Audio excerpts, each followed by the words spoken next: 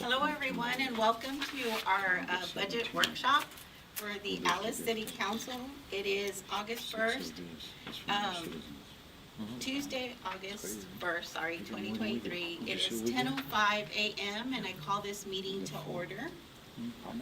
And if we can have the record reflect that we do have quorum. And at this time, we'll move on to agenda item number 2. I'd like to invite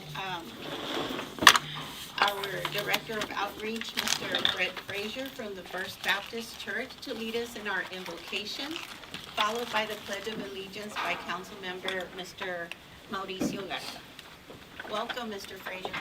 Thank you, Mayor, Council. Dear gracious Heavenly Father, Lord, thank you, Lord, for just life and the mercies you have upon us, Lord Jesus. We thank you for the price you paid for us, Lord. We ask you as we look over the running of our city to bless our council, our mayor, our first responders, every city employee, Lord. The weather's hot. They run into all different kinds of situations, so protect everyone, Lord Jesus. May all of us do what you would want us to do with our decisions that we make, Lord. And may we work in harmony with one another and love one another and be there for one another, Lord. And just we're grateful for our little town we live in, Lord. And Lord, we also want to say just thank you for the years we've been blessed here. Lord, we need rain, so if you could send rain, Lord, that would be greatly appreciated. It'll come in your time, Lord. Just help us as we prepare to keep our city moving forward and bless those involved, Jesus. And these things we ask in your name. Amen. Amen. I pledge allegiance to the flag of the United States of America and to the republic for which it stands, one nation, under God, indivisible, with liberty and justice for all. Thank you.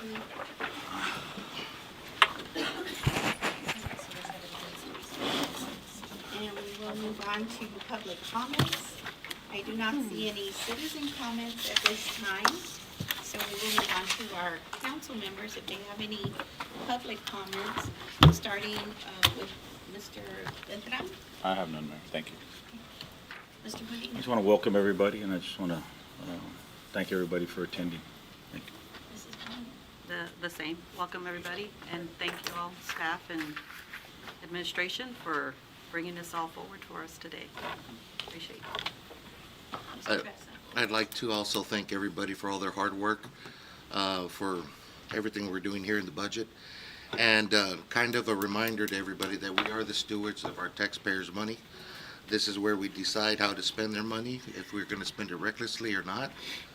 I've got an example of some of our federally elected officials here. I don't know if y'all can see this, but the College of Charleston was granted over $3 million to study a shrimp on a treadmill. That's the kind of wasting money that I would hope that all of us would be against. So if we see any kind of waste here, I guarantee you we'll weed it out as well. Thank you. Thank you, council members. I don't have any announcements other than I know that there's a lot of events coming up soon. So, and thank you to all our citizens, and thank you to our employees and staff and administration for all y'all do. This I know has been in the works for months and months and months, and we're looking forward to moving this forward and all working together. So thank y'all, and we will move on to our agenda item number 4. Individual consideration, review, and discussion of the 2023 fiscal year revised City of Alice budget and 2023-2024 fiscal year proposed City of Alice budget. Okay, thank you, Mr. Esparza, and you're gonna lead us in. Thank you, Mayor. Thank you, Council. So, at our last City Council meeting, we delivered the fiscal 2024 budget, and giving you all some time to review it. This will be the first of our budget workshops. We have scheduled the potential of 3 of them. So you remember we have today, we have next Tuesday on the 8th, and on the 15th we have a regular City Council meeting. We're not planning on having anything on the budget there, just regular City Council business. On the 22nd we have a a special city council meeting, because that's a record vote that y'all take, but that's also going to be a budget workshop. And then hopefully adopt a budget and set a tax rate on the 31st for the October 1st new fiscal year. This budget just, it's similar to where we were last year. We're keeping the same tax levy as last year. I know there's been a lot of talk about the appraisals going up. What we can do on our end, what you guys can do also is counter that as a whole based on setting a tax rate. So we're presented this budget based on the same revenue as last year, which means the tax rate should go down as values go up, tax rate goes down. It's an inverse relation. When values go down, to keep the same dollars, the tax rate has to go up. So when we had this budget, we didn't have we got it that day, I believe, when we were finalizing the new assessed values. And to give you an idea, the assessed value, net taxable value to the city of Alice last year was $777 million, and this year it's $861 million. So it did go up. So for our purposes, we're working off the same tax levy, which is about $4.2 million of property tax. This budget includes a 1% based on the fire contract, cost of living adjustment. Also includes a 3% for the employees, cost of living adjustment. And we are changing a few things on this budget, and I'll hand out, once we get to that department, hand out the org chart to show it.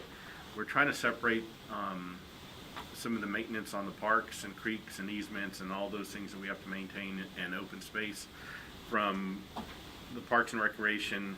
We're going to have maintenance operations, and then Parks and Recreation on programming.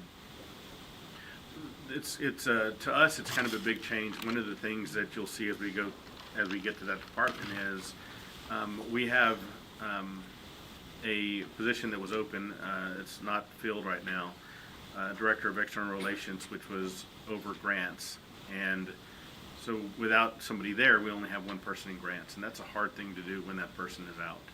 And so I'm trying to organize that to have an additional person to help oversee that, help keep that that department, as far as information-wise, always available. You know, we have we've been struggling when somebody's out to be able to get all the meetings done, all the grants we're working on done.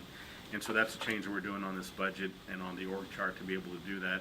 By the same token, we have to focus on all the open space we have, creeks, the levee, easements, all our facilities as far as mowing. And they're just very different operations when you're trying to manage Parks and Recreation by itself. All that, we include all that in there, all the maintenance and operations, and the programming side is they're just not very related. That's one of the changes we're doing here. As we get to, we aren't planning to get to the airport fund, but we may be making some changes there. I've been talking to the FBO there about some changes we may be making there as far as working together on either renewing a different lease or us taking over operations of that. And so we've been in talks, preliminary talks on that. So once we get to the airport fund, we'll talk a little bit more about that. And what we're planning on doing today is go over the general fund. General fund is about 20 different departments, so it's probably as much as all the other funds combined. So we do that today. At the next meeting, we can go over all the other funds, including the enterprise funds, and save the third budget meeting for an overview and go through them all over again with the changes that we need to talk about, if any. So that's kind of our plan today. And to give you an idea, the general fund does have the city council in it, city manager's office, city clerk, IT, human resources, police, fire, codes, inspections, parks, library, streets, garage, humane, emergency management, and I probably left out a few, but it's a pretty big fund, and that's where the property tax money comes into the general fund to keep those operations afloat. So we're going to start off with, and finance is going to start off with on page 4. We can go over the summary of revenue and expenditures. And actually start off at page 4 or page 7? That's on 7? Okay.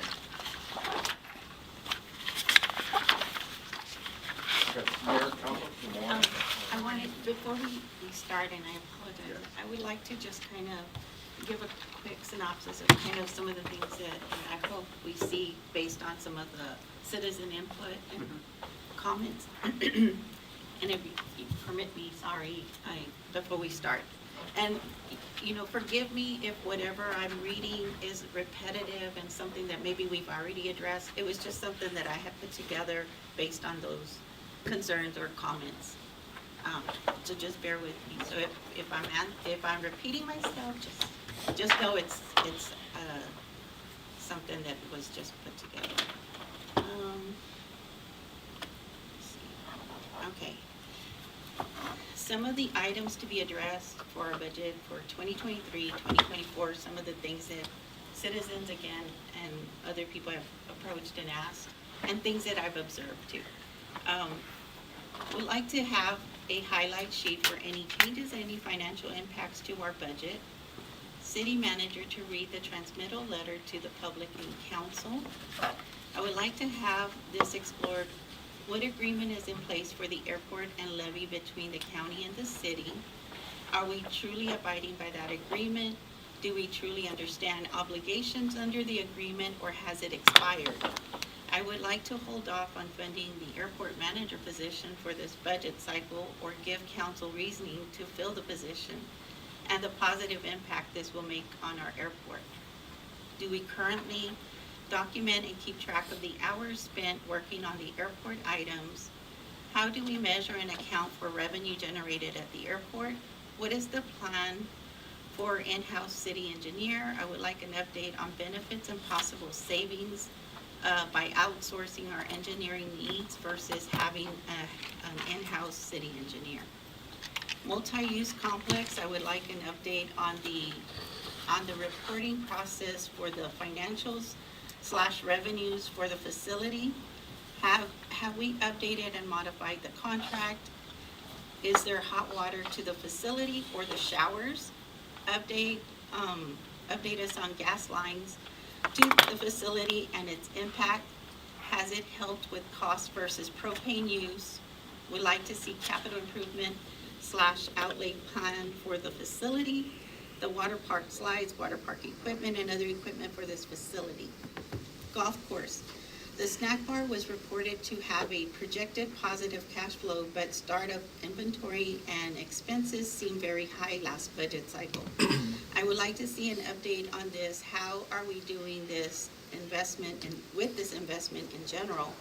The increase in fees that were mentioned as at our last budget cycle, that was this implemented, and did it go to a separate fund from the fund we already have set up for our golf course improvements?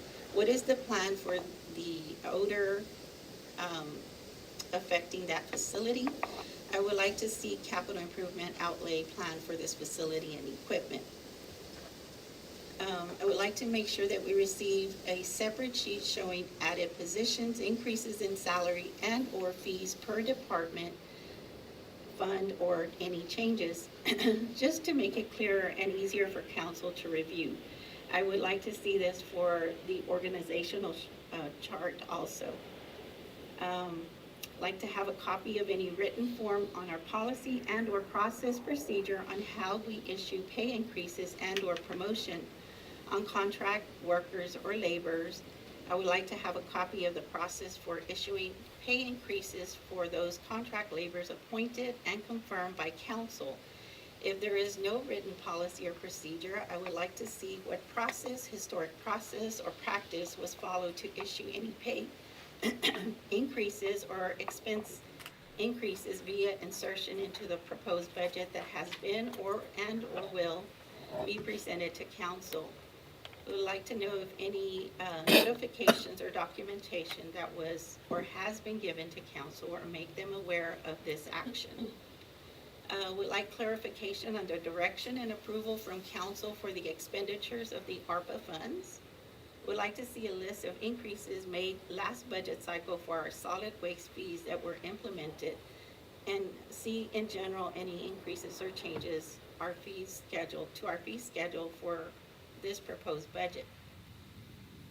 Like to see capital improvement, capital outlay plans for each department, not necessarily a wish list, but just a plan.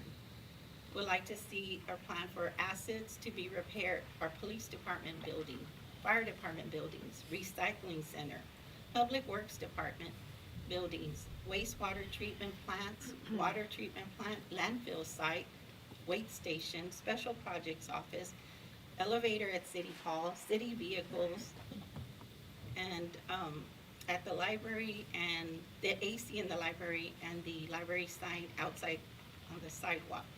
City Hall, the Old Boys and Girls Club, and any other city-owned building, just would like to see, and any renovation plans for all our city facilities and assets. Would like to see a plan for our parks, baseball parks, city streets, neighborhood improvements, sidewalks, drainage, sewer system, water distribution systems throughout our city. Where is the comprehensive plan and strategic plan, street sweeper and curb scraping, weed control spraying, any plans for our animal control facility? Is our downtown master plan being updated and implemented? What plans are in the works for improvements downtown and support systems, parking improvements and plans, trash containers for businesses, and accessibility?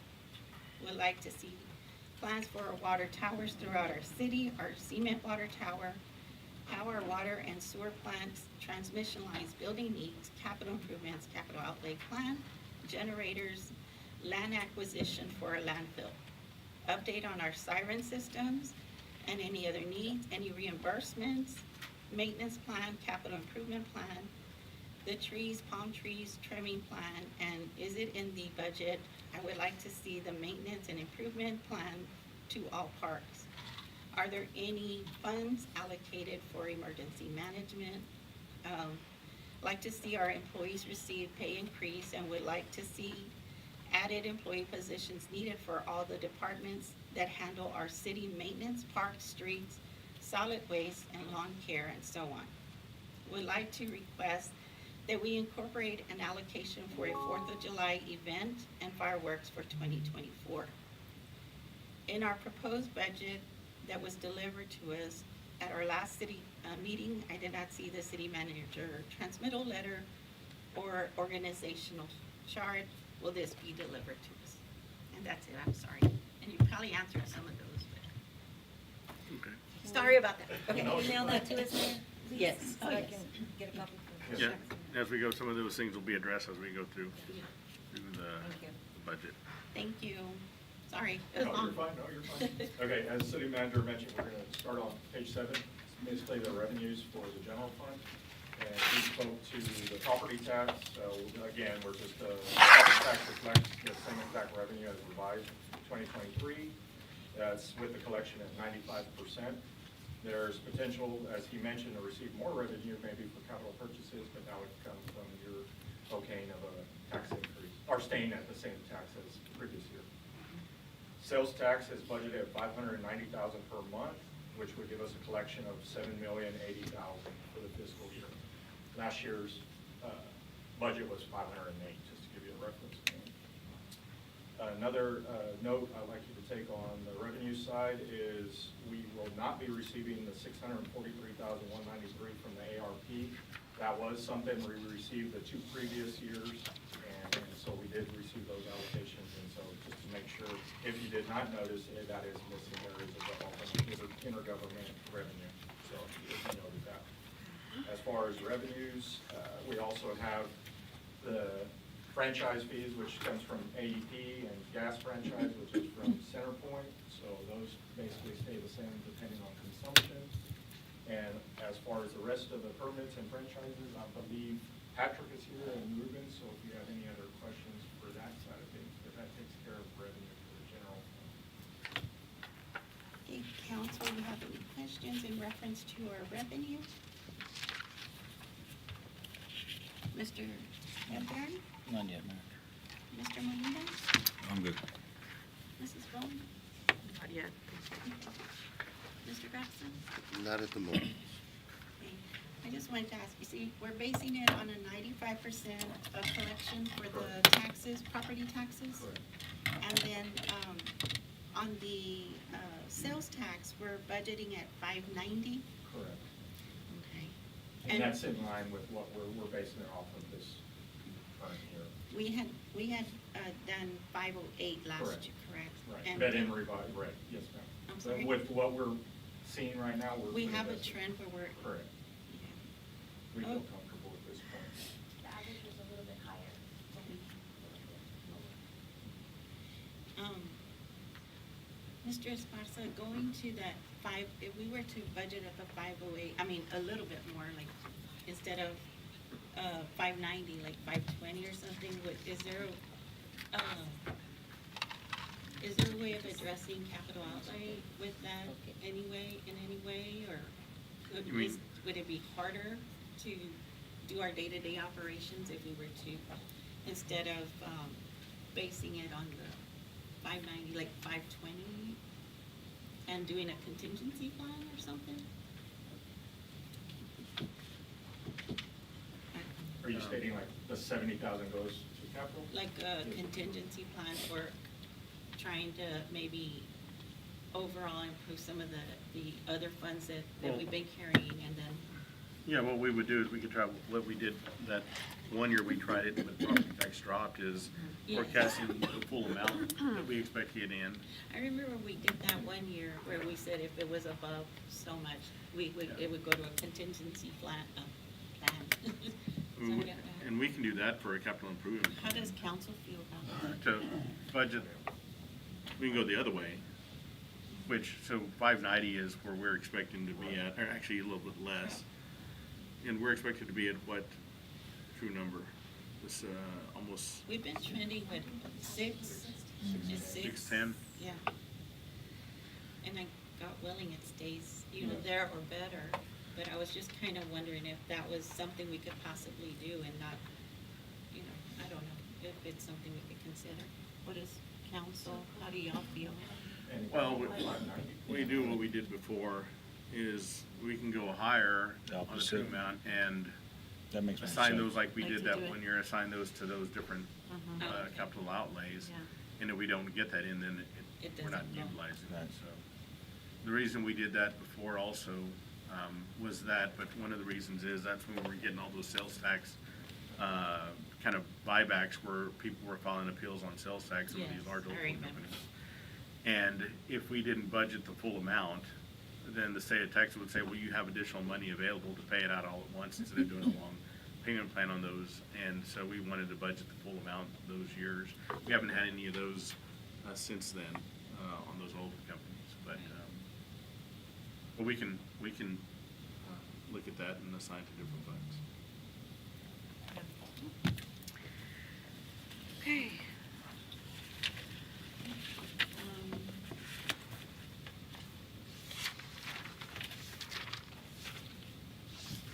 I think y'all answered a lot of the other questions. What is the impound and storage fees, just out of the revenues from that?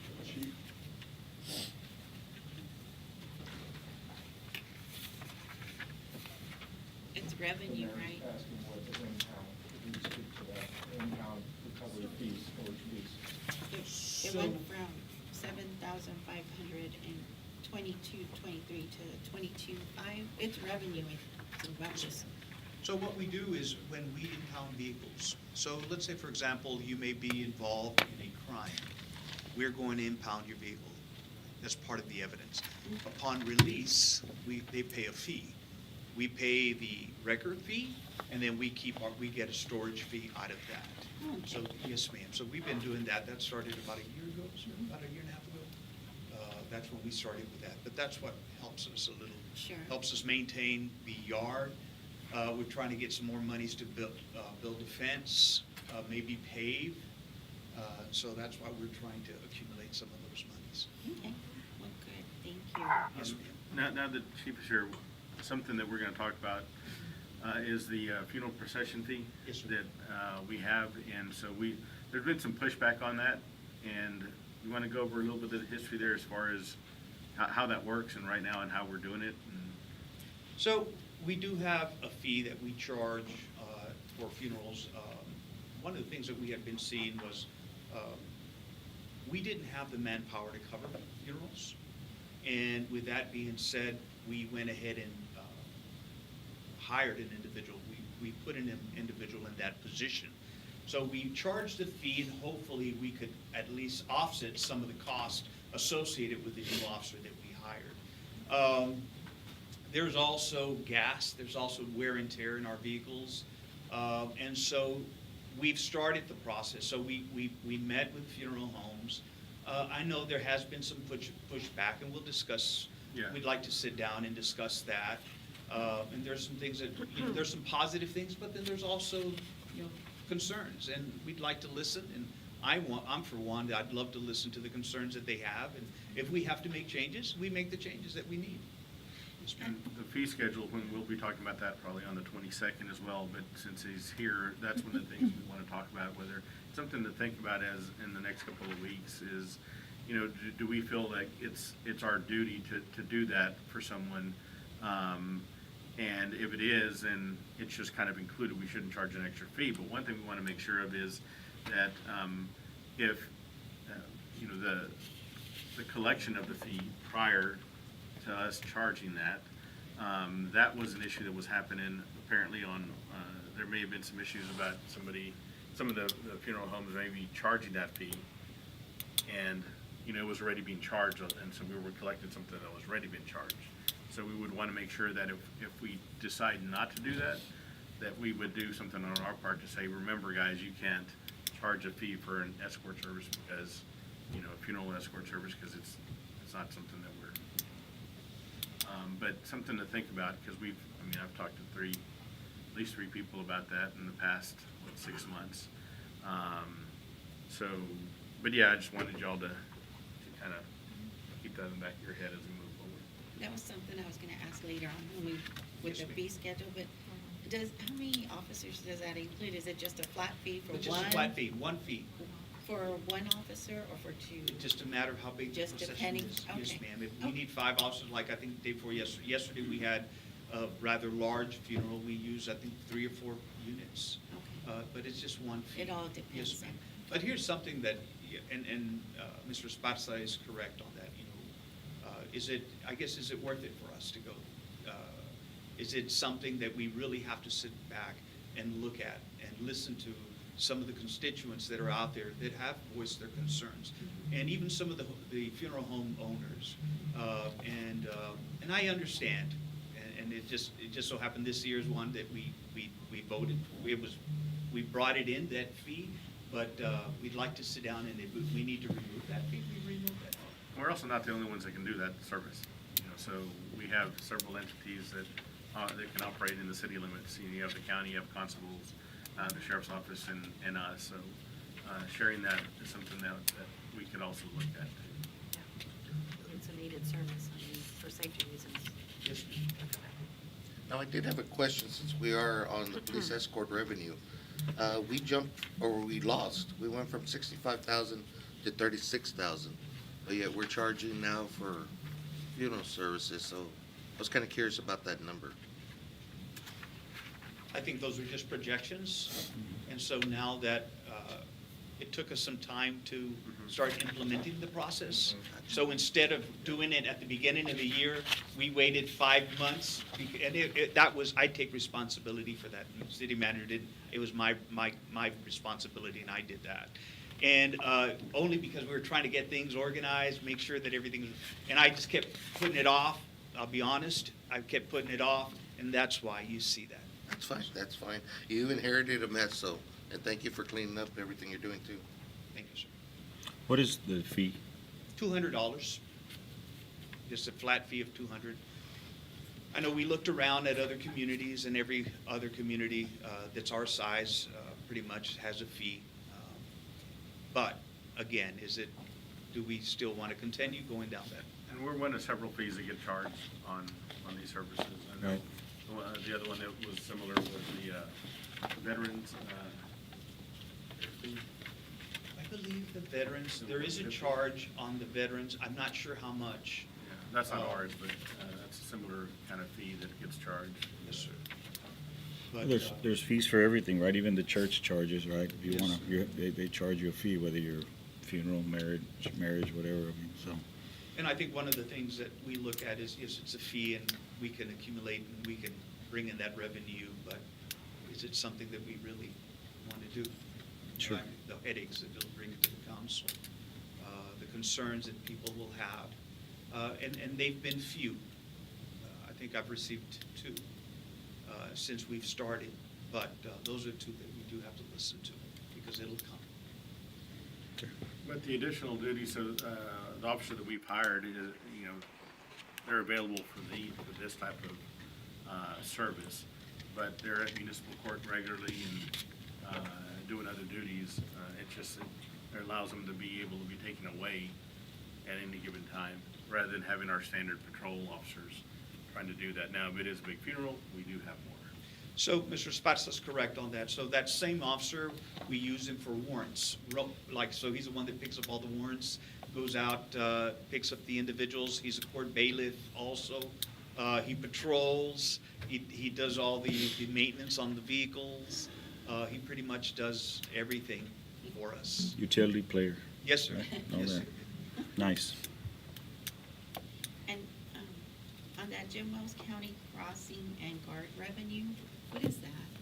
What does that entail? That one comes from the court, or the county, when, it's a fee that's paid when, registration stickers are paid, I believe, for the vehicles. Okay. And they'll send us a check, once a year based on what, has been paid to them. Okay, So it's just an estimate too, it just depends on. right.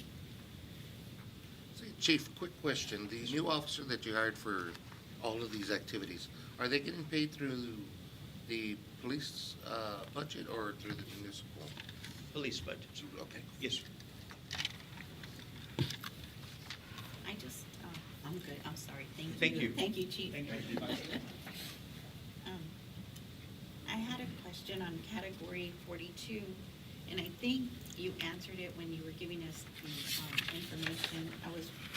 Because it went from that 670 to so that was the That was the ARP. ARP that we're not going to receive, Correct. that we That's had. what we were using, the 2 installments to reimburse us for lost sales tax revenue, so it was showing that, and we won't be receiving it, so that's why you see That, I was like, Yes, okay, sir. where And I'll is it? make I sure don't. That's why I was like, I better Yeah. sell that out there before we Address get that. started. All right, I appreciate it, thank you.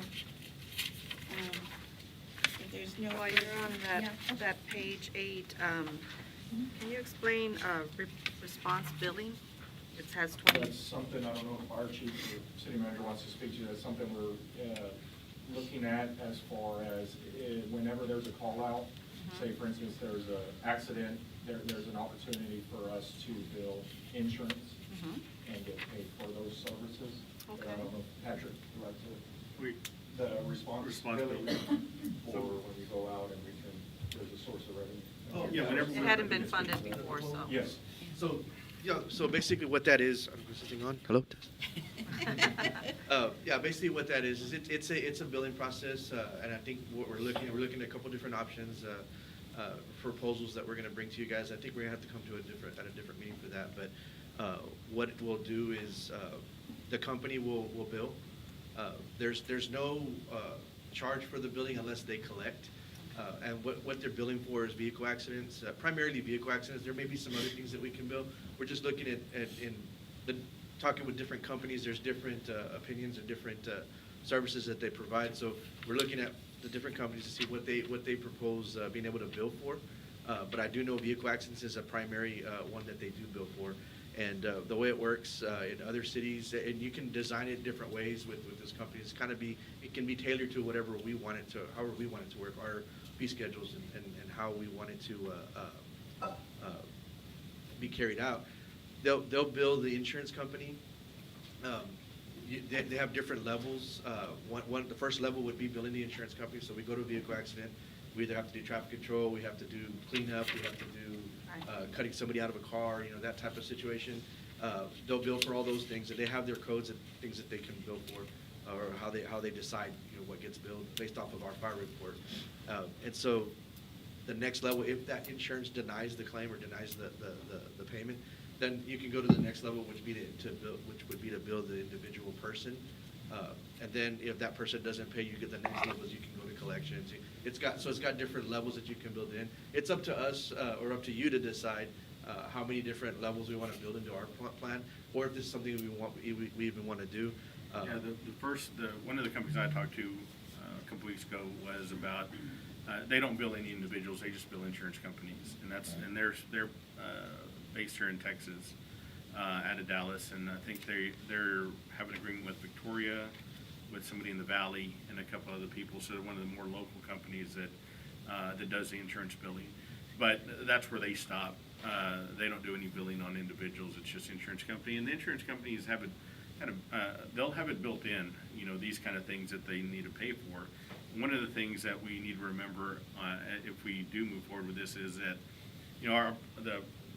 our property tax pays for the readiness of having a department ready to go, but then when you have supplies and equipment that gets used over and over, that's where the insurance billing comes into play, that really kind of get reimbursed for some of those things that are more of the unexpected on the response side, not the readiness side.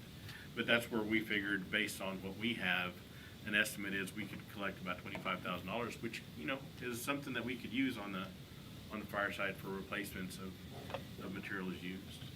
We were fortunate enough maybe 2 budgets ago to replace some of that equipment, but it was just a portion of that equipment that we use. And so the equipment we have is really, some of it's aging, there's a lot of maintenance on the equipment, things like that. So $25,000, when you look at the big scheme of things, doesn't sound like a lot, but for, maintenance, things like that, it does make a difference, and it definitely will help.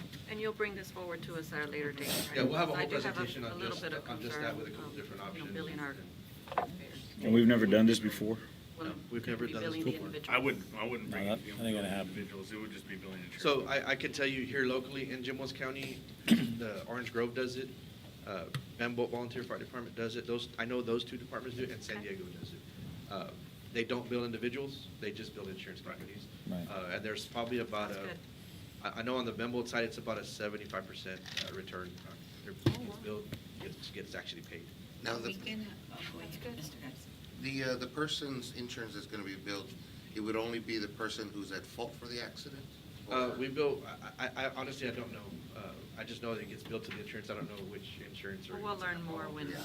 you bring it forward, right, Bill? Will there be some training incorporated as far as documentation during the incident?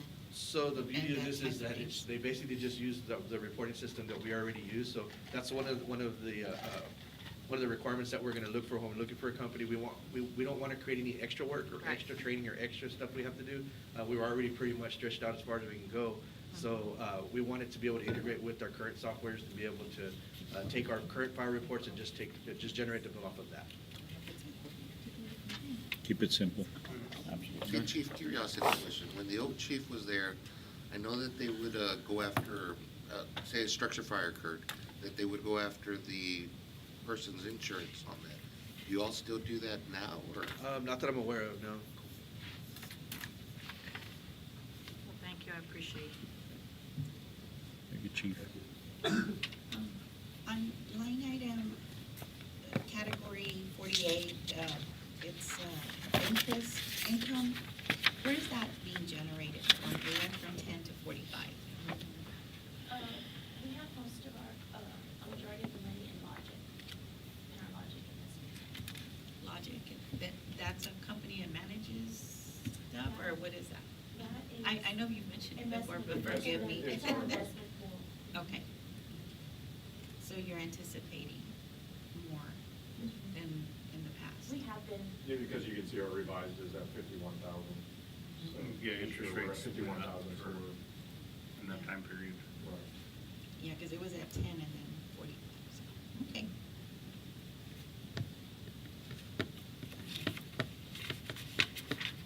There's no other questions, council? Nothing? Just real quick, category 48, line item 38,915.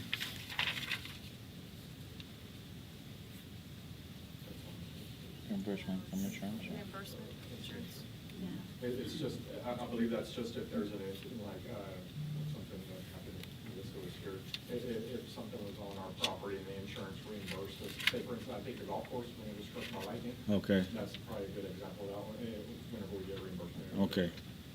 Okay, just numbers look different. Yeah, it's just, it's an incident, so Yeah, it's it- hard to, put a number on it, it depends on what happened. That's all. If that's all for revenue, we're gonna go to expenses, but that's just gonna touch on department by department. Just one factor, as the city manager mentioned, that you're gonna hear repeatedly, we want to remind you that we do have a 3% built in for the staff, so you're gonna hear that if there's no changes, that's probably the number one change going across the board. Also, another thing as we go through, there's some of the function sheets may need to get corrected slightly. So one of the things that happens is, told you guys at the last meeting, so this budget book it's a very manual thing to produce. We work off sheets like from Encode that we print out like this format, and then we gotta turn this into what we've always done after we were on Springbrook. Springbrook since probably 2006 or 7, maybe even 8. And that was the software that we had. So this is how that gets generated. So wanting to keep the same format, when we went to 2019, 2020, went to Enco 10 to be a lot more automated. Almost everything else is automated, requisitions, approvals, all that, except for the budget book. But to keep it the same way, so we would be, you guys were used to it, how this is, it's a pretty manual process to do. Right. Slowly, we're gonna try to work to see how we can print out an Encode budget that is very similar to this, but until we get to that, it's not something we work on all the time until we get to the budget time, and then we're working on the budget, so it's a hard thing to kind of get done. So there's a few changes that we'll have on the function sheets as we go because of the transfer over. So we will start with the city council on page 11. This is their function sheet, and this is just for the mayor and one council person, so they do have the salaries for them at $1,800. And if you go to the next page, you'll see that on the top.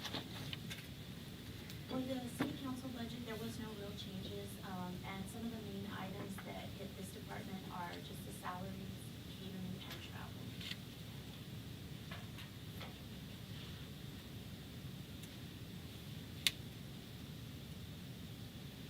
Council, any questions?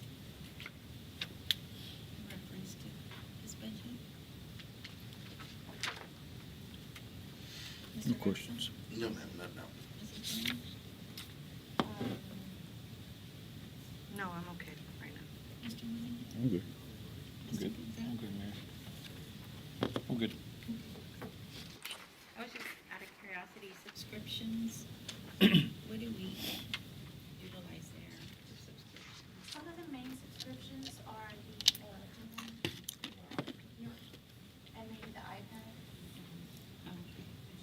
It's just Rackspace. So that is for your Microsoft Office 365, your emails. And You're I saying noticed- all of those get, so our endpoint security with CrowdStrike and our email and all the subscriptions we have, can itemize each department.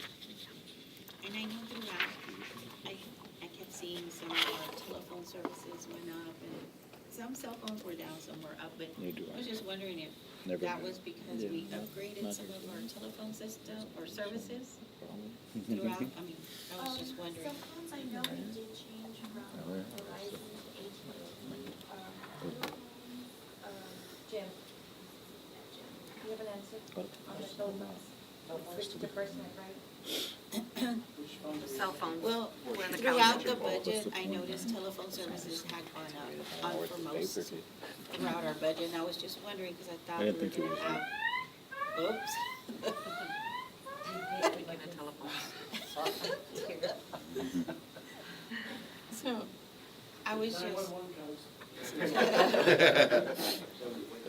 So I was just kind of curious why, Cell phone telephone services throughout the budget, I saw some increases, so I was just asking, was that because we upgraded our service, or what, we had extra? Well, the cell phones, we went to FirstNet, which gives us some more capabilities, priority over other people on the towers and stuff like that. There's Oh, okay. things going on, and so that helps on that.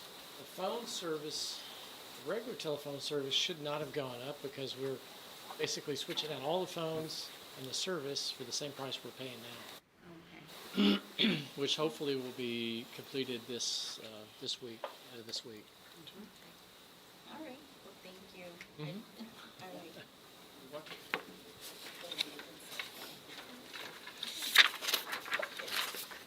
No other questions, we'll move on. The next department we have is the, city clerk department.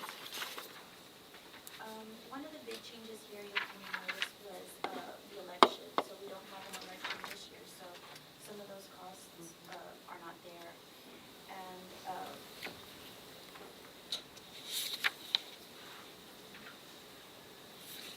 there's just some minor ones as well,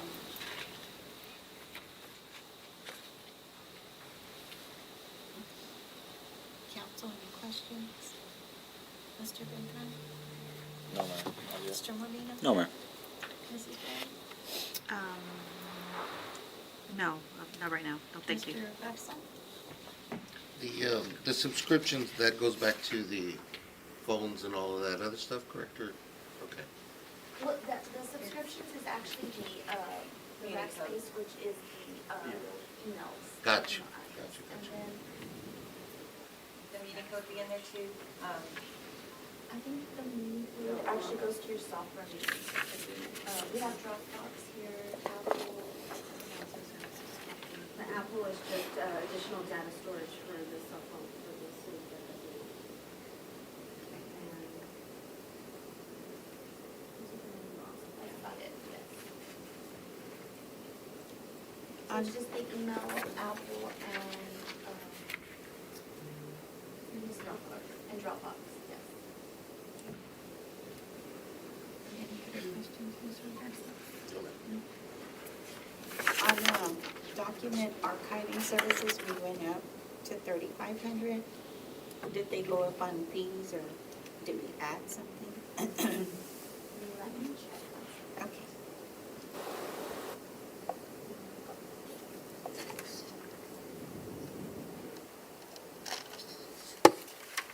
So there is like a bundle, premium bundle fee, and then, So that's Muni Code and Muni Docs.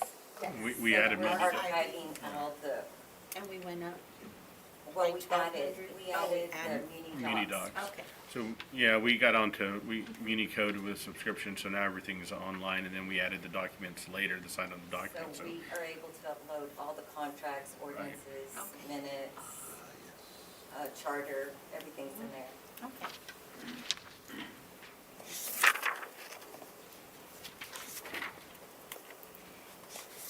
And then I noticed on page 15,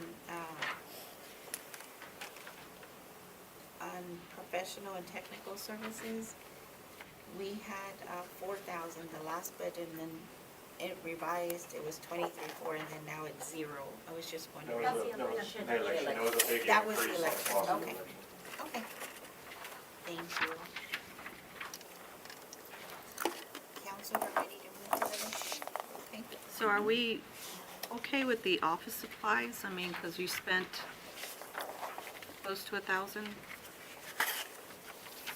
The 1,000 was budgeted, she spent 500. Oh, she spent, oh, I'm sorry, I looked at the wrong number, 500, okay. Okay. Just want to make sure she has what she needs. The next department we have is administration. For this department, there was an increase for the 3%, but we did lower the department's office supplies and travel.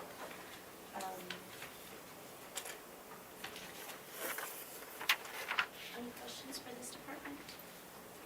Council. Mr. Rexon?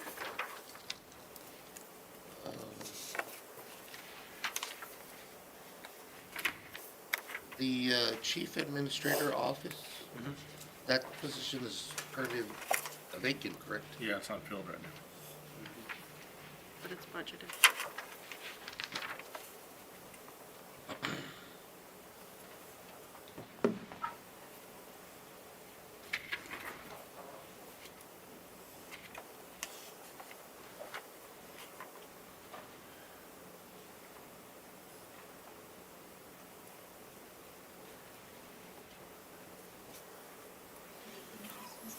Oh, no, ma'am. No?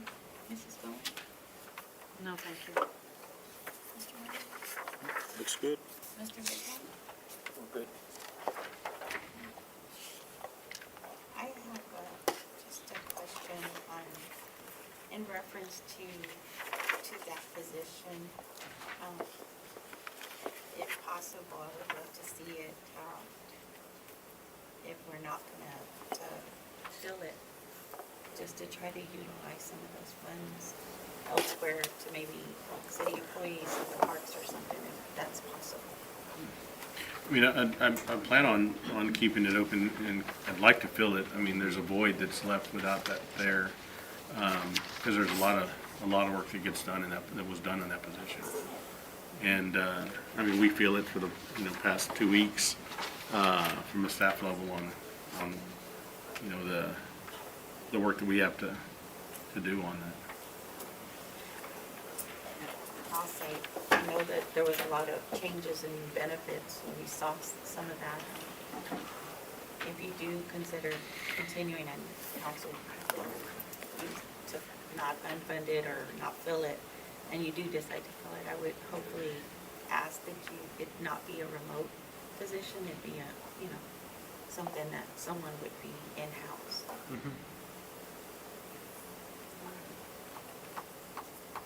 Okay, no other questions?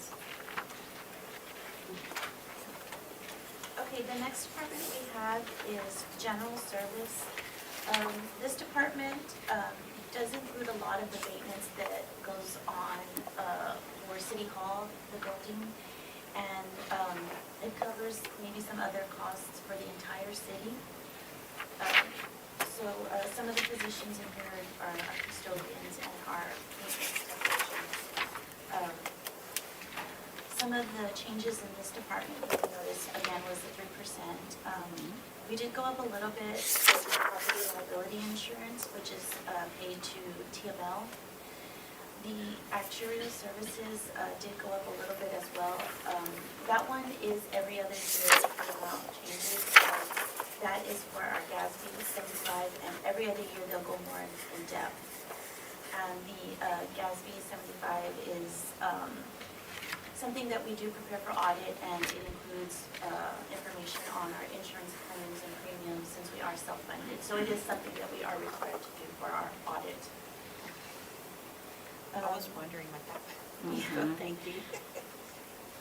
Another big item in here that you may have noticed is the official administration, official administrative, and that is a payment we make to the state comptroller once a year.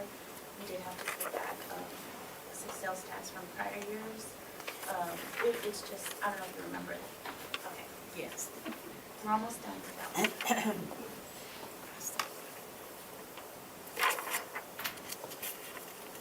Council, any questions in reference to this category? This department, I'm sorry. Mr. Benson? I'm good, Mayor. Mr. Molina? That looks good. Okay. Mrs. Bowen? I'm fine, I'm sorry. And Mr. Benson? On category 55, on fuel, we went from 0 to 750. Are we adding a car, or what's? I believe they do have a, yes, I think one of our technicians. Does have, okay. And on the catering and meals, I'm just curious what that is. That is when they purchase some meals, let me see what it's for. And that it also includes the coffee and items for the employee break room The break. Oh, okay. That's what I remember the last Coffee time you bar. mentioned. Materials for the P and Z meetings. Yeah. And that's it. Oh, okay, thank you.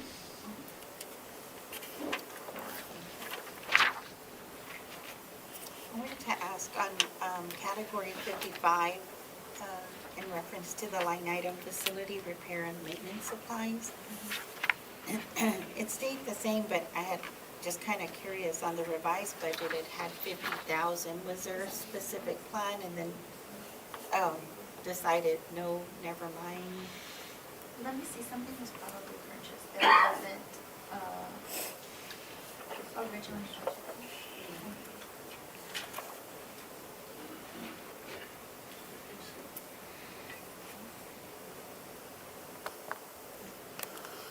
It's Does that include the elevator? materials. The elevator? But we've ordered those We- parts already. That's why it hit revised. Okay. Everything's been ordered.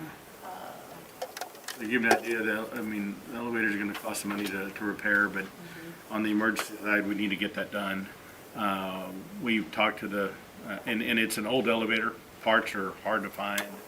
The option is do what we're doing and repair it, or try to replace it, which is anywhere from, $700 to $1 million to replace an elevator here, and talking to two different companies, it'd be a pretty big task to even try to see if it's possible. And there's some differences now in elevators with how deep they have to go, rather than this one is not very deep when it stops, so. But we're in the process of getting that repaired. And as the person that we're hiring to repair it was here last week, Odie, for doing some final measurements on some parts. And there's some parts I think they have to customize as well. And then on category 60, on the levy maintenance, I know that we expense funds and then we have zero. I was just wondering, does that need to be modified or? We are going to modify that. Yes. We're making some changes and that'll hit revised. Okay. I believe we're gonna change it to 22,000 revised.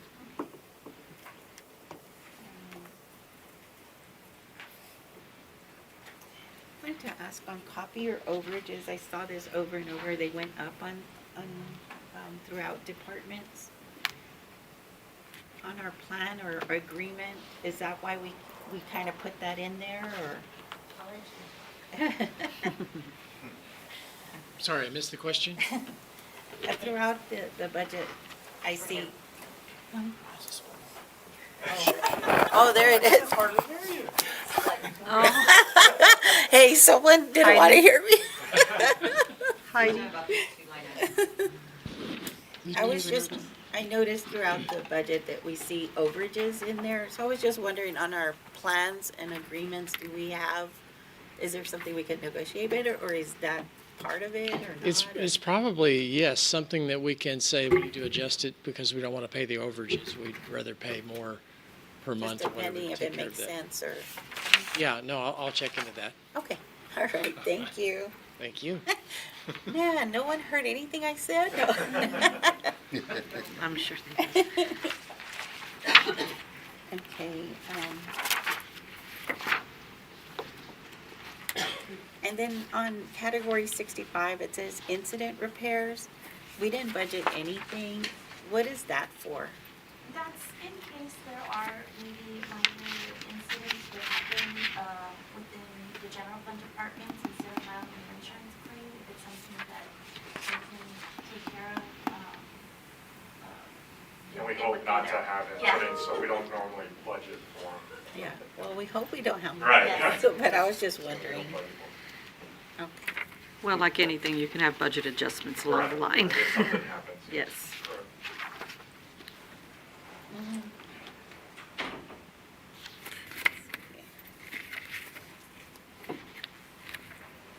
What is the professional technical services, category 70, official and administrative? What is that for? The 195, Yes. that's that sales tax repayment. Oh, from okay, those- that's From the- those people that filed The adjusted claim. sales tax returns. Okay, and that one you said hopefully be falling off soon. I believe we have like 2 or 3 more years. Yep, okay. Thank you. Sorry I missed that one again. I mean, I heard us talk about it, but I missed it. Let's see. Okay. You answered that one.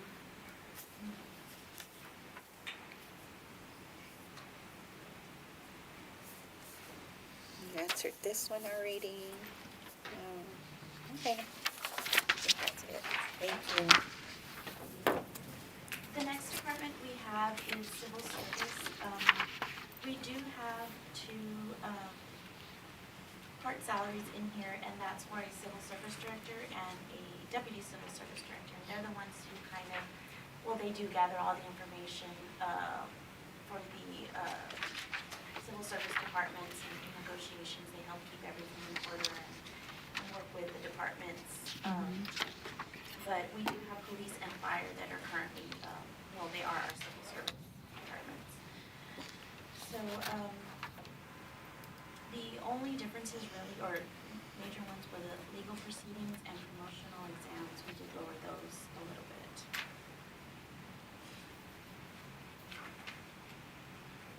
Can you, well, counsel, do you have any questions in reference to this department? I'm good. Or, The legal proceeding? No, for the salary. Yeah, fix that. Oh, okay. Yeah. Mr. Beltran, I'm good, man. Mr. Molina, I'm good. Mrs. Bowman? Give me a minute. Okay, Sorry. I'll come back. Mr. Garza? You had mentioned the promotional exams. What is that? So it's like if you have a police officer and then they're gonna go to corporal or sergeant, lieutenant, so they have to take an exam to be promoted. Did I answer that right? Both police and fire, since we're Yes. a collective bargaining civil service city. They have promotional exams that allow them to move up in rank, and civil service director and our deputy civil service director are the ones that help administer that, but we do contract with,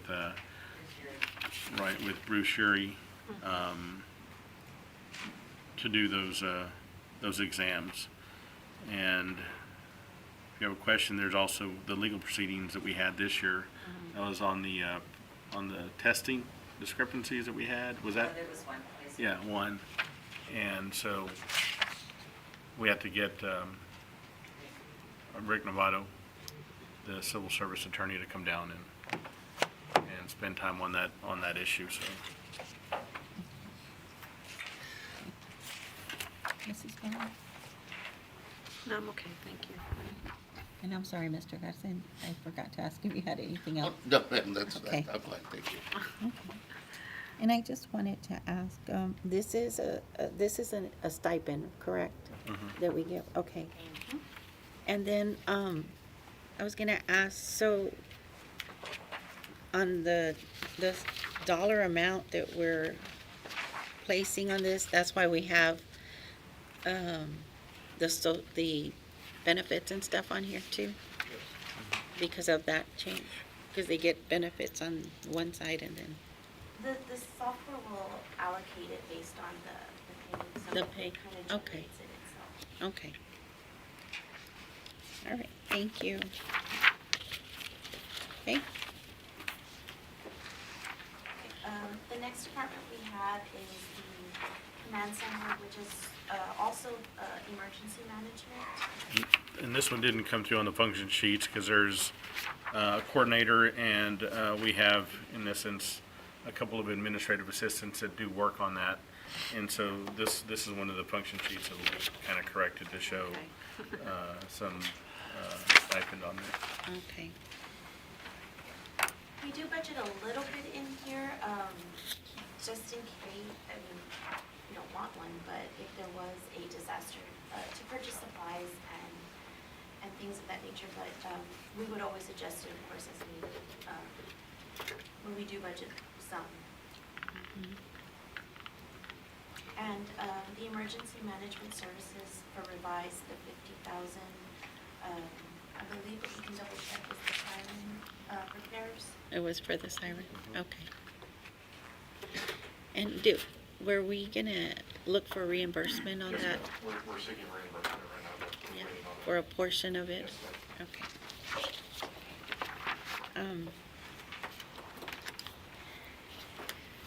Where's this facility located? Is it the one that's at the, I'm trying to think, what's that street on? Stadium? On Stadium? I think it is. The old armory? Yeah. Yes, okay. Well, I know we've Oh, you're talking about utilized the sirens, though. downstairs Yeah. We're because, talking about, I thought you were, so the sirens over there at the, well, the ones that, oh, those are located throughout. but yeah, and then, I was asking control about the. box over The command center itself. Oh, Yeah. okay.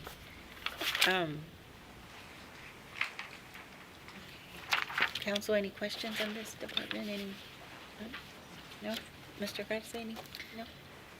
You've got a very last line item on category 65 for advertising.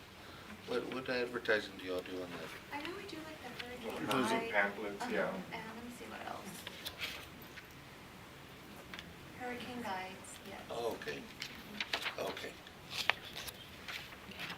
And on that function sheet, I was just, some of the things, how we came to have this building. Just kind of, Mr. Esparza, if you can maybe in the future or something just to talk about it, like for you and me or okay. council. Yeah. Okay, sorry, go ahead. Well, it's still being used by both, Yeah. right? The fire. Yeah, It's an Um, emergency. The Sorry. next department we have is the finance department. And this department works on audit, budget, day-to-day requisitions, AP, payroll, let's see what else. Some changes in our department you may notice is the increase in the annual software cost. And the other increase would be on page 27, the official administrator. That is to the appraisal district, and that's for the quarterly collection of appraisal costs. And that's based on their budget. They'll send us an invoice quarterly.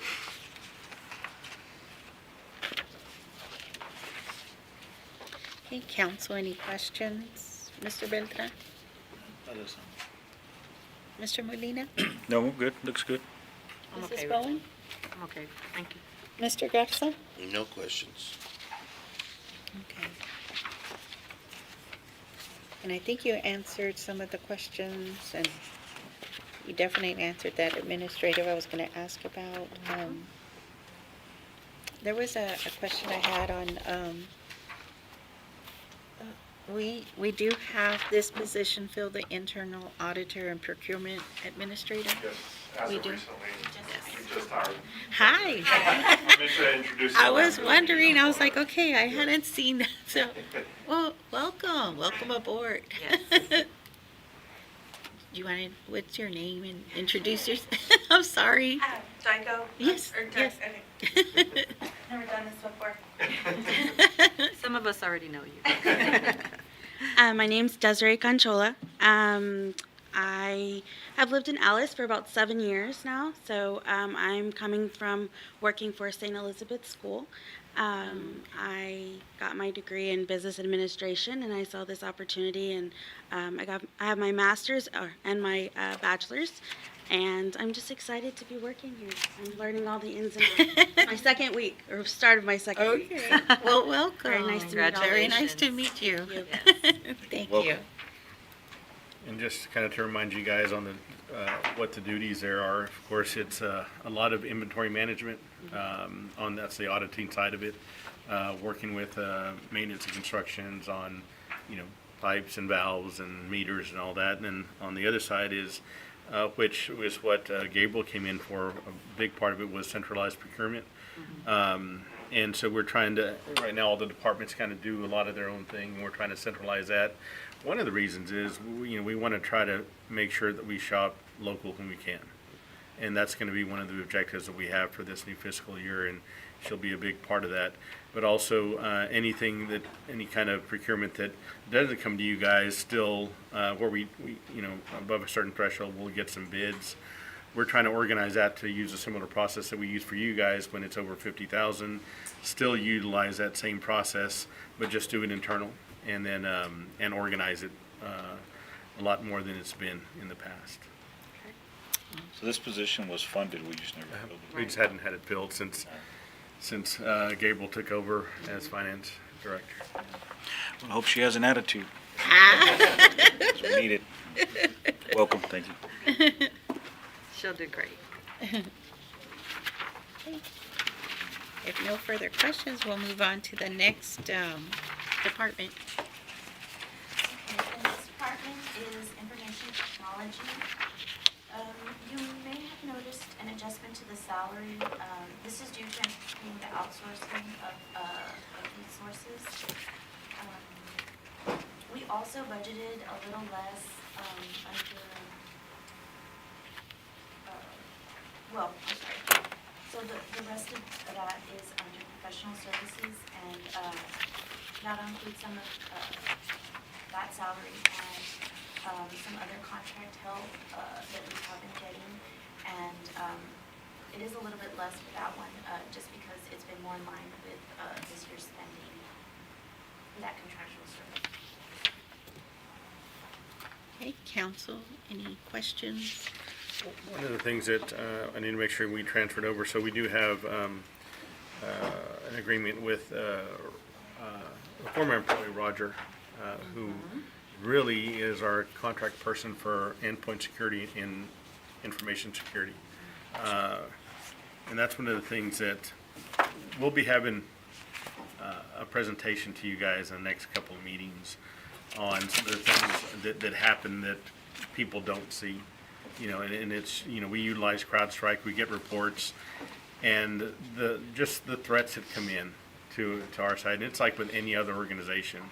There's threats that come in that people just don't see. We get reports, we see them. There's all kinds of activity out there. And these are people from who knows where, across the world, across the globe, different places, just looking for ends to attack. So we've been real diligent on that. That's why we keep an ongoing subscription to CrowdStrike, which is the leader in endpoint security. We have a contract with Roger to monitor that as well, and I monitor that, and we meet regularly on the threats that come in. But we plan on having a presentation to you guys on some of that here in the next, probably in the September meeting. Great. And you'll find it pretty interesting what happens. I mean, it's we're getting just like anybody else. It's just we're seeing the threats that come in, and it's sometimes it's hard to believe how often it happens, or how often some hackers trying to get in from and some of these are known. They call them known actors, is what they're called. And so based on how they try to get in, they CrowdStrike knows who they are, and knows they assign a name to them, and we get hit a lot. I think it's good too that where y'all have the training that comes to all the employees and to Yes, council the know too before. for Yeah. Take all what those not to, don't Security. open and those security measures, so phishing and that all that helps. stuff. And then the program itself working, and doing what its job is. So it's very important. And does that come under our subscriptions? The cost, or what is The that? cost is under subscriptions, and then some of the help with the monitoring and that is under professional services. Oh, yes. But, and we do have our IT department, and they're taking care of everything else that happens around here, all the connectivity that we have. And this is kind of the other part of it that's kind of hard to do on a regular basis when you're doing everything else. And what happens on the endpoint security, what I look at it is like, that's, our water, sewer lines, things that people just don't see. They're there, Our guys are working like on the streets, our IT department, but we have CrowdStrike with Roger kind of working on the infrastructure and the protection and the endpoint security, and so it's very, very different things. But yeah, Speaking of our water, our plant department has that security as well, right? I mean, all of us, everywhere, Yes. all departments. all departments have endpoint security, yeah. Right. We started that in They're all on the same. CrowdStrike, 2 years ago, 20, maybe 20 is when we got with them. Yeah. Very good. Thank you. So, on here where we're saying we have 3 positions funded, on you said the manager part, a portion of that, we're not showing the full salary because we're reflecting it over here on, professional services. And that includes the other contract with the other person. Okay. Okay. All right, if there's no other questions, we'll move on to the next department. The next department we have is Human Resources. And this department, of course, takes care of all the employees. We have our Human Resource Manager and our Human Resource Specialist / Risk Manager. In this department, you will notice the increase in salaries, which is 43%. You may also note it's a little bit higher. What we did for one employee is she was receiving a stipend for emergency management, and we moved them to their respective departments, but this may get moved again, so. Okay. But the other items aren't too different than the other expense items. Okay. Council, any questions on this department? Mr. Garza? Yes, actually. On category 50, the car allowance, this position, they have a car? The safety and Okay. risk management, yes, because she will do traveling around to Okay. incidents and such. To inspect buildings Right, and correct. different. Okay. Hi. Melissa Bettis, I'm the risk manager for the city of Alice. So that's part of, I use I go out to do inspections of all departments, not just departments. I go out and do training, safety training on site, look at sidewalks, look at streets, look at lights sometimes. So there's a lot of driving involved. Gotcha. But, yes, so that's what that is. And that's something that with my previous employer with Kingsville, that's something that I risk manage. And you use your own personal vehicle? Yes, sir. Okay, No other questions? I hate to sound like a broken record on this, but the catering, we went from 0 to 75? Renee up here with me also. Renee's like, no. But just because we're 2 of us in our department. Right. Absolutely, Right. absolutely. Questions you might have. Okay, so we're talking about the, Yes, I was just curious, what about? That's for training. Oh, We have trainings and you buy juices or tacos or Donuts. for training. It helps get the employees to come in and actually participate in the training. Yes. Yeah. That's what it is. No, that's perfect. No worries. And I'm good, thank you. Well, Okay. Ms. Bowen, yeah. Okay. Real quick on the, you got the car allowance, but the employee incentives, is that for you, Renee? Is that something you work? That's actually for both of us. Okay, So that encompasses safety incentives as well as incentives to go to like our vaccination clinic, things like that. Open enrollment. Open enrollment, little goodies to okay. get the employees to come in and participate in those types of events. And then the safety incentives those are for. Yeah, sometimes I like to buy, well, it just depends, but if we have enough money in our budget, I might get some safety gloves or some safety glasses and like have the employees answer some questions, and then if they get the right question, they get a prize. You know? Great. So just, it could be little things like that as well. That's good for morale, too. And then the other question I have was minor equipment, small tools for $50. What is that? That's in case they might need like a heavy-duty stapler or a Ah. calculator or something a little bit more expensive than that. Then regular office supplies, it's just got its own line item? I hear you, okay. Okay, I believe that's it. Thank you, Mayor. Okay. Mr. Molina? We never win any prizes, but oh, I'm good, thank you. Mr. Beltran? Not yet. No? Madam Mayor, can I ask a Sure. simple question? Sure. On category 70, under background check expenses, we jumped from 250 to 13,000. It's because we're moving those from PD.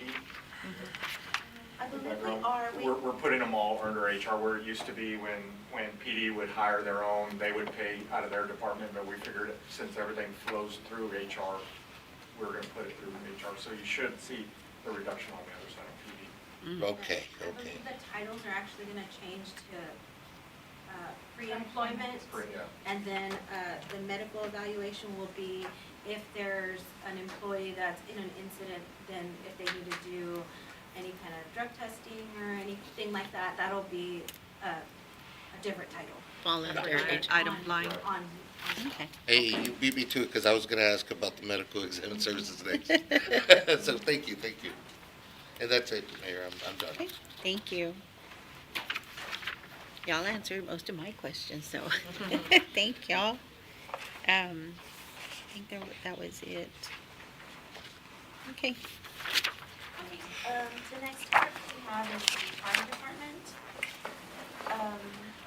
This department, you will notice there was an increase in salaries.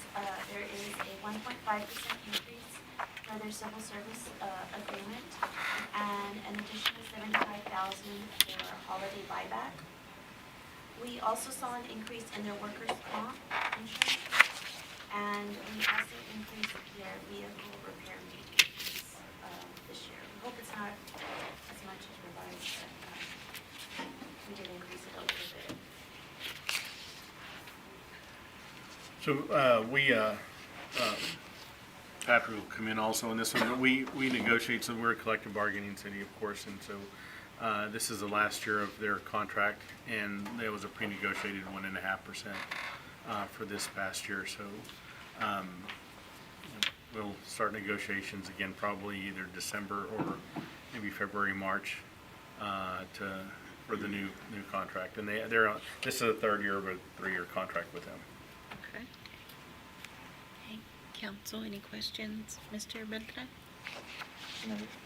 Mr. Molina? No, I'm good. Mrs. Bowen? Can you explain the overtime line item here on? Talk about the Because of the, I'm assuming because she's seen revised, Right. why we're only budgeting. What's the 75 question? is only budgeted instead of the revised and the, it's a The big. difference between yes, the big revised and the budgeted? difference. I mean, I guess, We're gonna, part of it is we gotta negotiate a different, try to negotiate overtime, limits on overtime in the contract. There's some built-in overtime that we're gonna have, just by the nature of the schedules. And Patrick, you wanna tell them how the schedules work right now? so, basically it's the way we get paid, the way they get paid, it's their cycles. They have a different cycle where a normal employee has like a 40-hour work week. Their work weeks are a little different. They work 100 and, Vanessa, you remember what the number, 102 and 96? 106 and 96 or something like that. The pay periods are different. It's they have different size checks that come through because they don't, some pay periods that have more hours they work than the others. But there's also what we call a 28-day and a 14-day cycle. And so we moved over from a 28-day down to a 14-day cycle. And so in doing that, that created some automatic or built-in overtime that was already kind of built in. So a lot of that is being coded to there, and that's why that number looks so big. Yeah, and also before, because of the cycles, a 28-day cycle does not match a regular pay period for us. And payroll was having to keep off books Excel spreadsheets to try to organize payroll by anticipate overtime, actual overtime, and it was very cumbersome to do. And that's what, getting down to a 14-day cycle, now they follow regular payroll cycles. But just the nature of doing that created a little bit more overtime as well. but there's some things that we're working on, and we've got to negotiate on this new contract to curb a lot of that overtime and built-in overtime. Okay, so this is gonna make the overtime in the budget look like they're over budget, right? Well, I mean, because it's expected, this overtime is expected, right? which one? What number? Are you talking about the proposed 175? Yeah, that's what I'm looking at. That's what we want to hold it to. And some of that was unfilled positions, a few A few of them were. of them are unfilled positions. Okay. I might have more So- questions later on, I guess. So on the salary, so an unfilled Side. an unfilled position, is going to be, somebody's going to fill that with overtime dollars, but some of that comes off the unfilled position. So it's not all that, when you got to add overtime and total salaries to figure out what the true cost of that unfilled position is. Okay.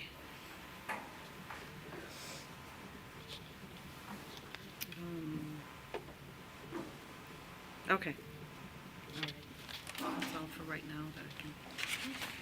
Mr. Garza? Chief, are the firefighters still doing a 24 on, 40 days off, or 48 hours? They're doing a 48 on, 96 off. Oh, okay, so that switched up also. I guess then this might be able to fight into the overtime when y'all come up with collective bargaining negotiations. I don't know if a lot of people remember, but Chief, you and I, when we were wet behind the ears, we were volunteer firefighters there at the fire department, and we were a lot of help to the firefighters, or at least I believed we were. Would there be a way that during the negotiations that we could probably bring those positions back in? Because I know when they had first started the collective bargaining, that was one of the things that they got rid of the volunteer firefighters. So I know that's a topic that I've tried, we talked about. Yeah, we've talked about that quite a bit, and that's a very difficult item to talk about with the association there, the union. They typically just don't want to have any volunteers because they're going to take away from the paid positions. But that's we've talked about it on different levels on how to include that, and we did have some talk about any additional things that were going outside the city limits, like having some volunteers that was talked about from the county to having a Tecolote station.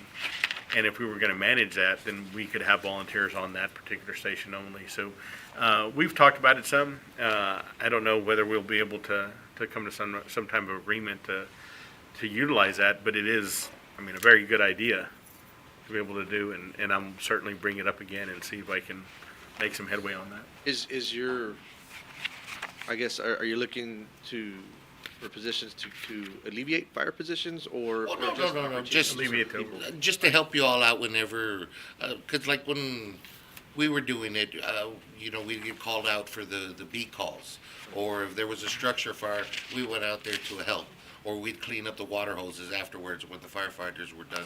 Not necessarily trying to take over a job, but as much as helping you all and making your job a little bit easier. So there are some programs that we're looking at currently. Actually, we just sent a couple firefighters to become instructors for a program called CERT.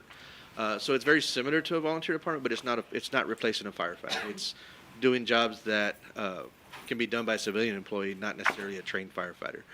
So we're looking at doing that to create some opportunities for community members to that have that want or need to be able to give back to their community. It's an opportunity for them to be able to do that. And so the program is called Community Emergency Response Team. It's called CERT. It's going to help us a lot on not just on the fire side, but on the emergency management side as well. And that's really primarily what we're pushing for is help on the emergency management. As you guys know, there's not a big emergency management department, right? It's pretty much everybody doing extra work to make that department function. So by creating that CERT program through the fire department, we're able to create some employees, some volunteer employees that can come and help us maybe set up a shelter, maybe handle a first aid station somewhere, or help provide some meals or put some water or rehab over at a big fire or a big law enforcement call, where we can just use some people, not have to use police officers or firefighters and take them off of the scene to do some of that type of work that a civilian can do. So that's one of the things we're going to be doing this next budget too. That's awesome. Great, great. Thank you. Keep up the great. And that's all I've got. Well, actually, I'm sorry. One more thing I did have. No, never mind. Go ahead. We're good. I have a question, I'm sorry. Okay, I was gonna ask, but go ahead. Okay. Are there going to be any extra expenses expected when y'all do move to the armory? Because y'all haven't moved in there yet, I know, but when it gets repaired. I don't think so. I Technical or anything like that? no, because a lot of that stuff's already been kind of done and we're already paying for. Okay. I mean, there's more urinals and toilets. I mean, that's pretty much it. There's not more people using them though, so the people are staying the same. We're not increasing the amount of people that are going to be there. We're actually just moving people from one building to the other building. So I really don't.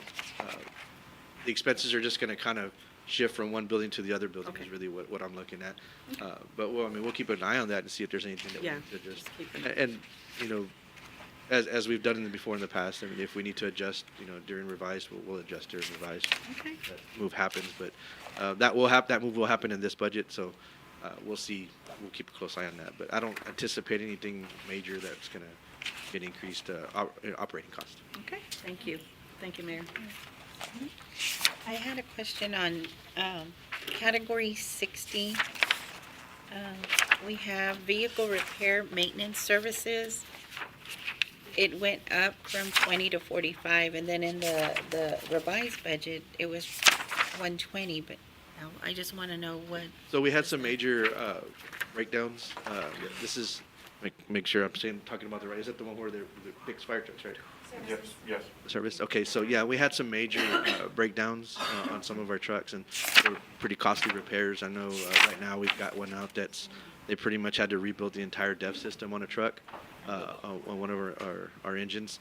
So that's basically what that is. We don't anticipate, we made some improvements on some of the trucks that we've repaired, and we're hoping those repairs are going to stick and not be continued repairs. That's why that number went up, and then it's back down, right? Yeah. Is that what your question is? Why Well, we spend so much and we're only budgeting so much? We're not I just wanted to anticipating to make have those sure, repairs again. yeah, that. if Oh, you and again, anticipated it. those are these trucks that, if we have to do it, we're gonna have, we fix it. We have to fix it. We're gonna get those trucks on the road. Right, We're not anticipating having any of those repairs this next budget. okay. And just a question to y'all, because throughout the budget, can you tell me just kind of like, there's vehicle repairs, there's under material and supplies, and then under purchase property services, the same, like kind of, but it's, They're buying like art. And there's no labor involved. and then the other one, okay, When we send it out to a repair shop or. okay, That's a good rule of thumb. If it has labor and the invoice, it's Uh-huh. a service. If Okay. it's just a part of If the they supply. supply. okay. I appreciate it. That's it, thank you. Chief, one quick question again. When you're purchasing the DEF for the trucks, are you doing it through the pumps or are you using the box? We use the boxes. Okay, yeah, because that's better quality stuff. All right. Well, good, thank you. You know, no, I guess, it was something to do with fuel. I had heard you mention something one time about something about fuel or, I was actually gonna bring that up later, but if you okay, want, yeah. no, that's fine, whenever you want. I was trying basically to see if I could get a lump sum as to how much the city spends on fuel, not just every other department, but all together, and to see how feasible it would be to try to transfer over to natural gas. Seeing how natural gas is averaging around $2 a gallon right now, I think that would help us out in our finances. And even our diesel vehicles can run on natural gas as well, so. I don't know what the safety aspect or anything, but anyway. Well, He I know mentioned it Corpus the other Christi day and I buses. was like, I don't know about that, but it sounds like, wow. I haven't seen any fire trucks that are run off of natural fuel, but there's electric trucks now. When Bless we you. were purchasing our trucks, the last time we purchased, 4 years ago maybe, they laughed at me when I said I want an electric fire truck, and they're all, oh, that'll never happen. Like 2 years later, the same company, Came out. we got this electric truck. I was like, I told y'all. One of those It was coming. toy It's got to happen reminders. eventually. But I've never seen a natural gas truck. Okay. We'll get that number. Yeah, we'll look. All right, thank you. Thank you. Next, we have municipal court. There's two positions in here, municipal court manager and deputy court manager. No real change to, this department, just this slight increase for the 3%, cost of living increase. But other than that, we're pretty much in line with, last year's budget. Okay, council, any questions on this department? Mr. Beltran? None yet, Ms. Molly?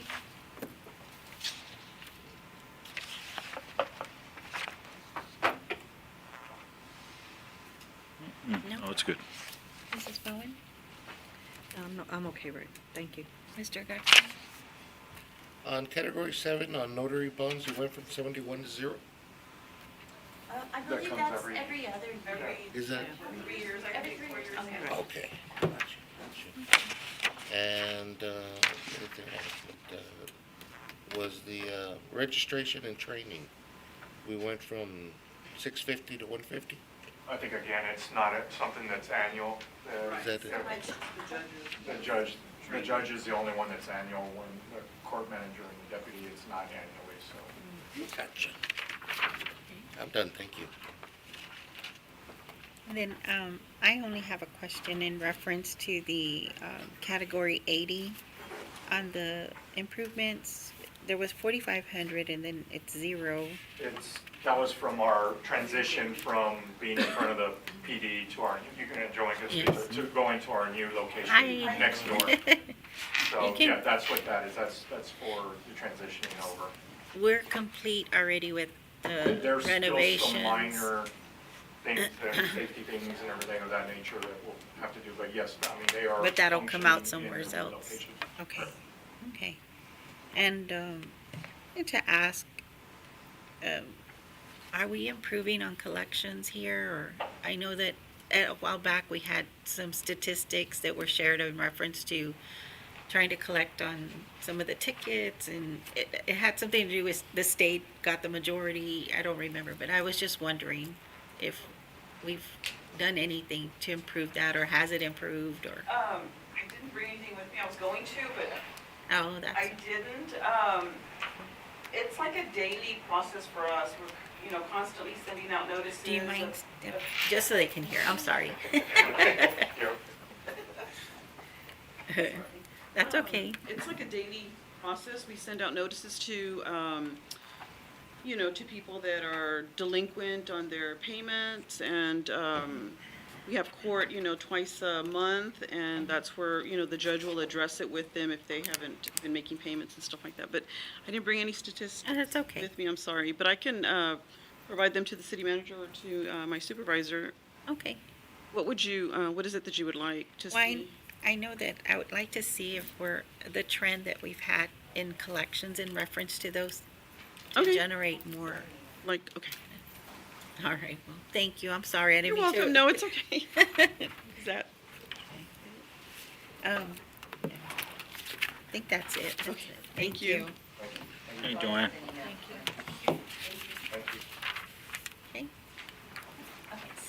The next department we have is police administration. This includes the police chief and his administrative assistant and support services supervisor. This also includes any services or items needed for the police department building.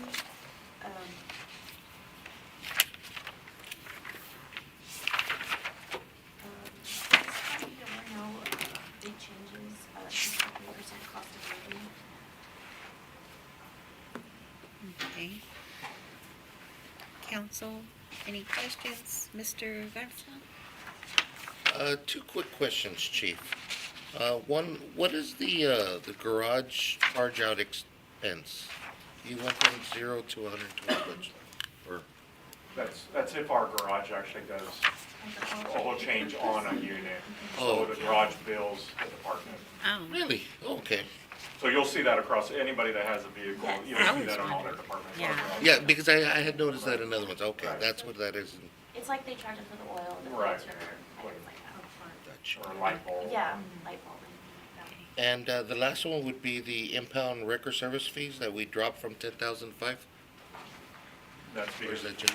felt we were gonna be doing more actual getting into tornado or impact, correct? Correct. So there's some things that we've been working on. Part of it was we meet with the wreckers, and so we have adjusted our pricing also, and I haven't shared that with our city manager, but, so usually you will get a bill of $400 or now we've made just one flat fee of $275 that they'll charge us. So we're making adjustments as we go. I know it's we look at it and sometimes it's a good thing, sometimes a bad thing, but we try to make it work. No, that's great. That's all right. Cool. Perfect. Thank you. On category 65, on the community relations, Yes, sir. we went from 4 to 7. Yes, sir. So we're doing, you see a lot more, so whether it's working with the children, Boys and Girls Club, so like you'll see the dairy cone with the cop. Yes, Out yes. there, so we get the community out there, we pay for it, that comes out of that. Well, that's Any community event, like we had bowling with a cop. Yeah. All that came from there. Yes, sir. So, and then any advertisements, the business, the signs, like for locked vehicles, make sure you lock your vehicles, those signs, all that comes from there. money well spent. All righty, great.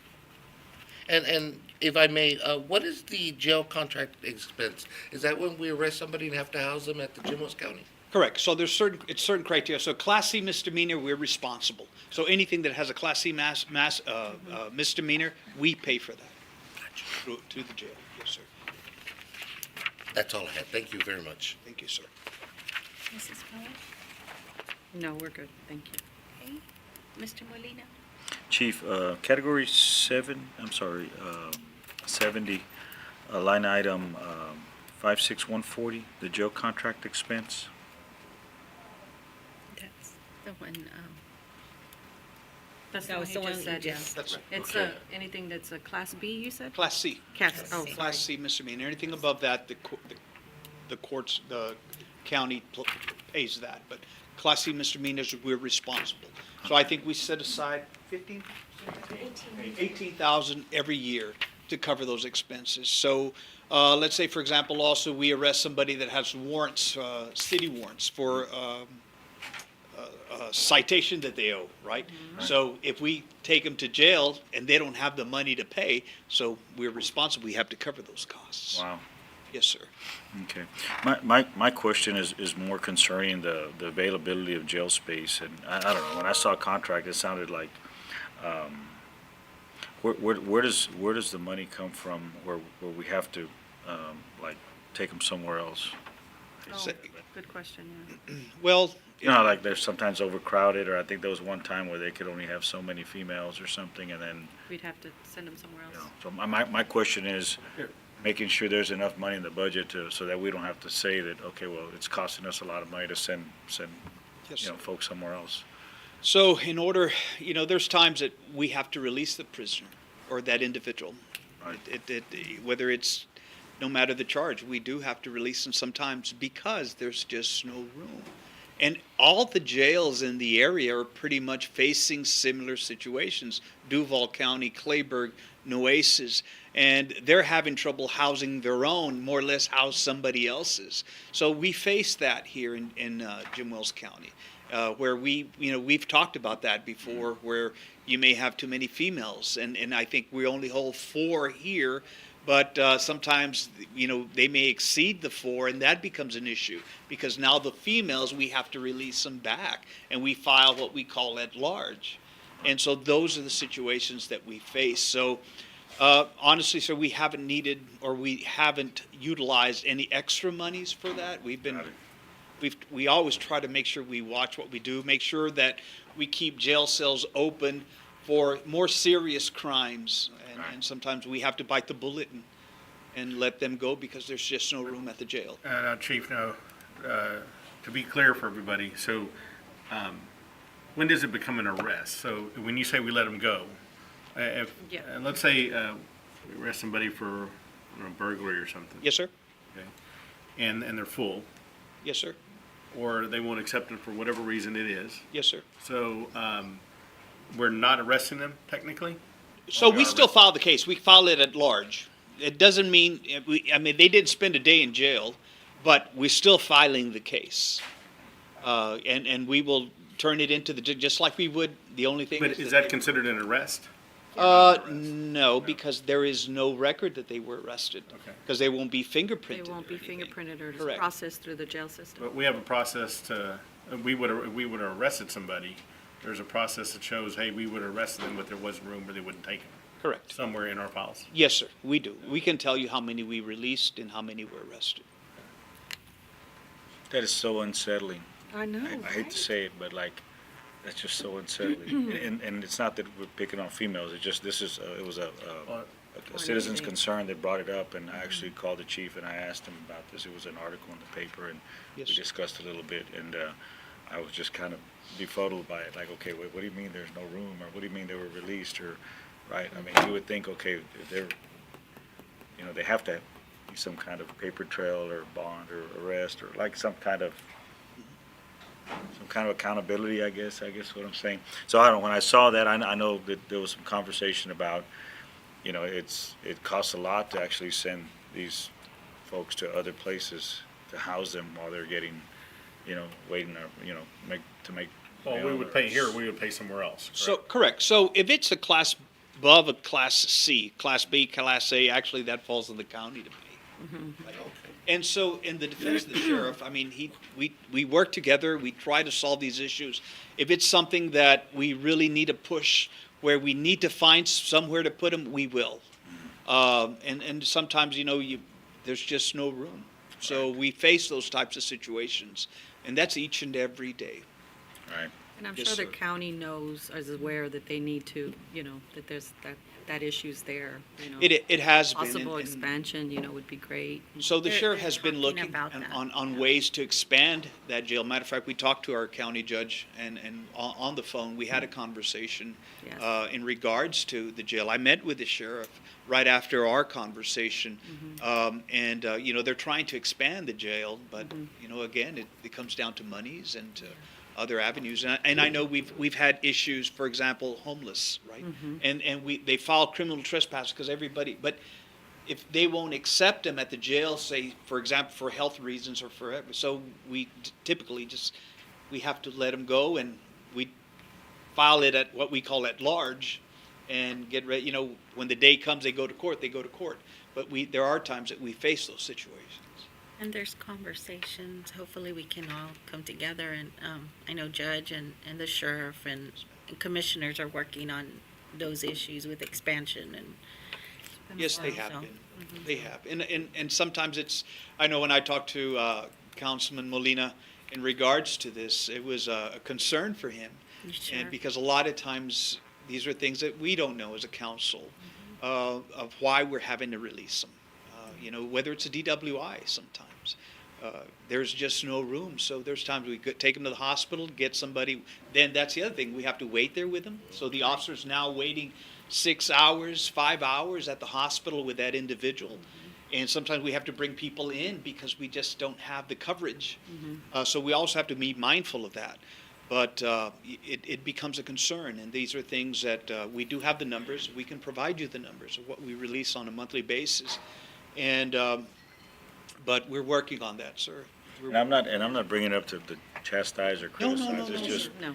you know, that's why we're here. I mean, yeah, we ask a lot of questions about these numbers that I see year after year, but at the end of the day, I need to give you all the tools. We as a council need to talk about the things that are important to the public safety and your means, right, to you be able to do it. I mean, I'd hate to be a cop and arrest the same person, you know, Over and twice a over, week, yeah. or you know, whether they're, and I know the charges are kind of more on a lower level, but, you know, I mean, there's gotta be some accountability and given how much, you know, we're kind of affording for this, privilege, I guess, or this level of comfort, you know, those things, I guess, eventually have to be addressed, and I know some people don't like talking about them because they're kind of sensitive when you got the county involved as well.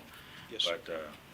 But they get a big chunk of change, so I don't feel sorry for them, so, you know. And they might hate me for saying that, but, I mean, the numbers speak for themselves, and we're trying to do it, just limping along with a really small, you know, fraction of that, so. But I just saw that, and I didn't want that to be a hindrance for you guys to not be able to house these folks somewhere else, whatever, you know. I know it got, I mean, it doesn't stop us from doing our job. We still make the arrests, or we pick them up, and if the jail, we call the jail, it's now routine, Right. call the jail and see if they'll accept them. Wow. And when they don't accept them, then we write it up and we send them on their way. I appreciate your honesty and your attitude. Thank you, Yes, sir. Chief. Thank you. Thank you. I had I'm sorry, no other questions? Council? Gee, Mr. Vitale, I'm sorry.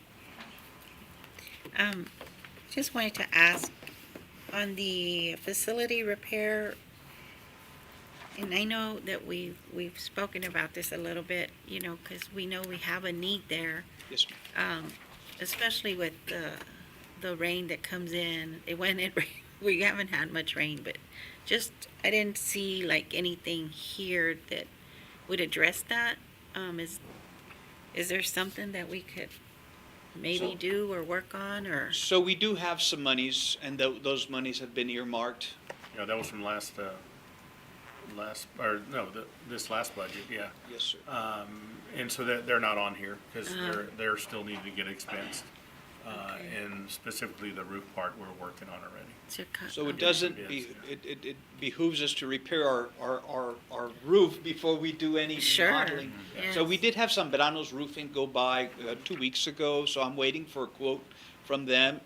The roof itself is in good condition. What is hurting us, it's the sides of the building. There's a lot of cracks. Okay. And so we're hoping that we can do a patch job up there and fix that before we go on to the repairs of the building. Okay. And so that's what we're waiting on. I did call our finance director, and we did discuss it a little bit on what route we could take to really, I know we had focused about remodeling the police department, but we need to really focus on redoing our roof, or filling in those cracks Yeah. around. Yes, ma'am. Okay. All And we haven't spent that money, so we still have it. All right. Well, I appreciate it. That was just something that Yes, ma'am. Thank you, ma'am. all right. If no further questions, we'll move on to the next. Thank you, Chief. Thank you. Thank you. Thank you, Chief. Thank you. I don't know if he should leave. He's got more. Chief, Chief. Oh, no. that was just number one. No. We got two more. We still have several to Patrol. We tricked you. Chief, Got the rest after there. Patrol, task force, CID. Yeah. You may. You don't have to. There's a you- few things. Chief, you don't have to stand there. No, man, I want to be present. Get him a chair, Gabriel, right here. Or a stool or something. Okay. Okay, so the next department we'll discuss is support services for the police department. This includes the dispatchers, the records clerk, parks monitor, crossing guards, and,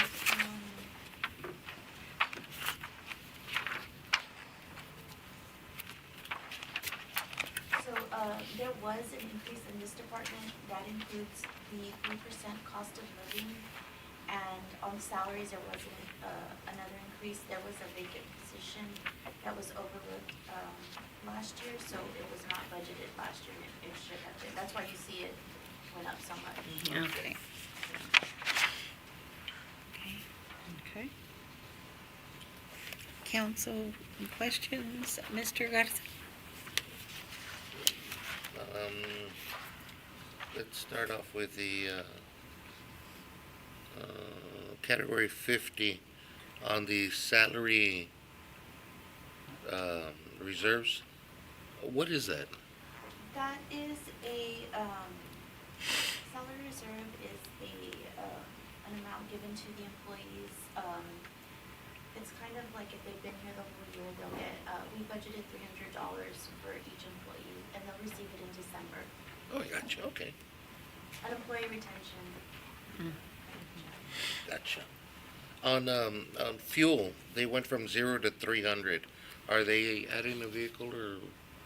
Correct. So we added a vehicle, and it helps us especially when we have to go, like, for example, even our lab, we have an evidence lab or evidence tech. They'll utilize that vehicle to Corpus, and it's a tracker, very economical, so we utilize that. For dispatchers, they have to go to training, they can utilize that car. Before, they had to use their own car. Okay. Enough for me. Or take a police unit. And that car was a seized vehicle, so we converted it to. Even better, even better. I have no other questions on this particular thing, but I did have a curiosity question for you, Chief.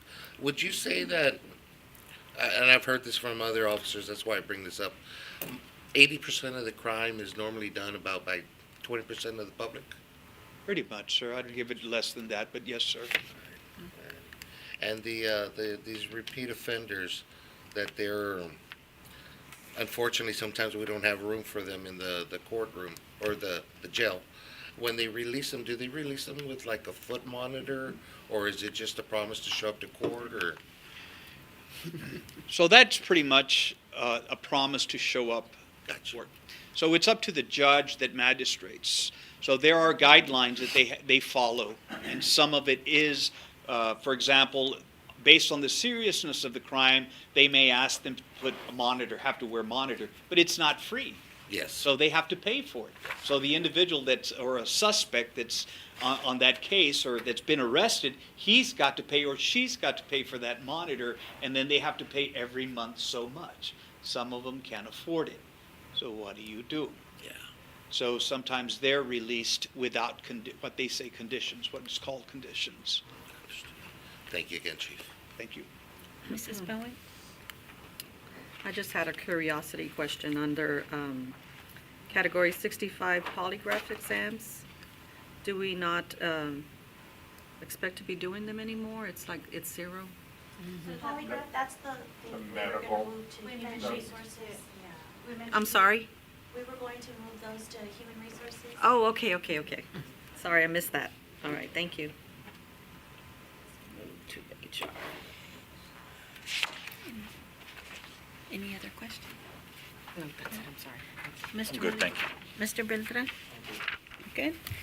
I just had a question in reference to the software maintenance agreement. It went from 49 to 8311. Yeah, that's the PTS, and it did increase a little bit, but it probably the allocation changed, maybe more services for support, so she probably just changed the allocation. I So think the combined full it or cost something? is 32,000. Okay.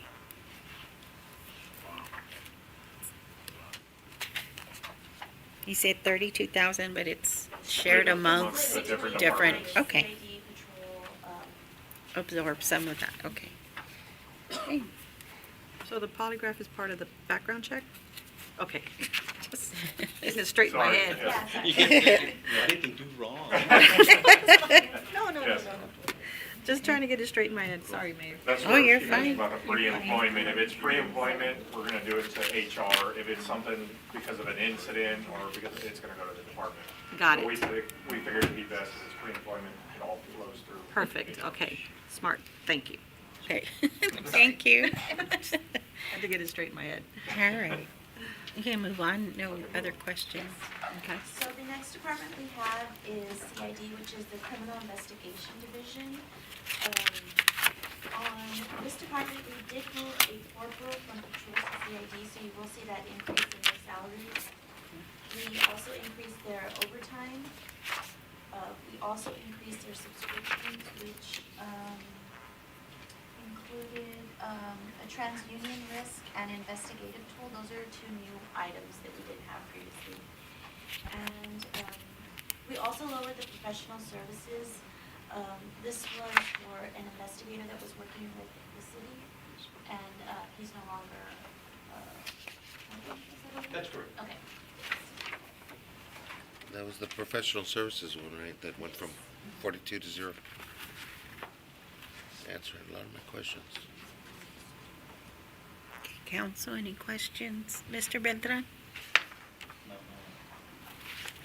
Mr. Molina? I'm good. Mrs. Bowen? No, I'm okay right now. Mr. Garza? How many vehicles do we have in this particular department? If you don't mind. There's one for each officer, correct? Is there? Correct. Well, yeah, we're minus one after the accident. So I think it's 7, I believe, yes, sir. On the, what was that? Like the vehicle repair and maintenance supply on 50, and then on 60, there's, vehicle repair and maintenance services. Is that, one is buying parts and the other one's doing the work itself? And kind of a silly question, but do we have any hybrid vehicles on the fleet?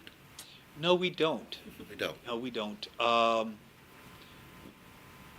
Actually, we've been looking at some different types of, we've been looking at electric. I even looked at electric motorcycles to see electric scooters to help us patrol downtown.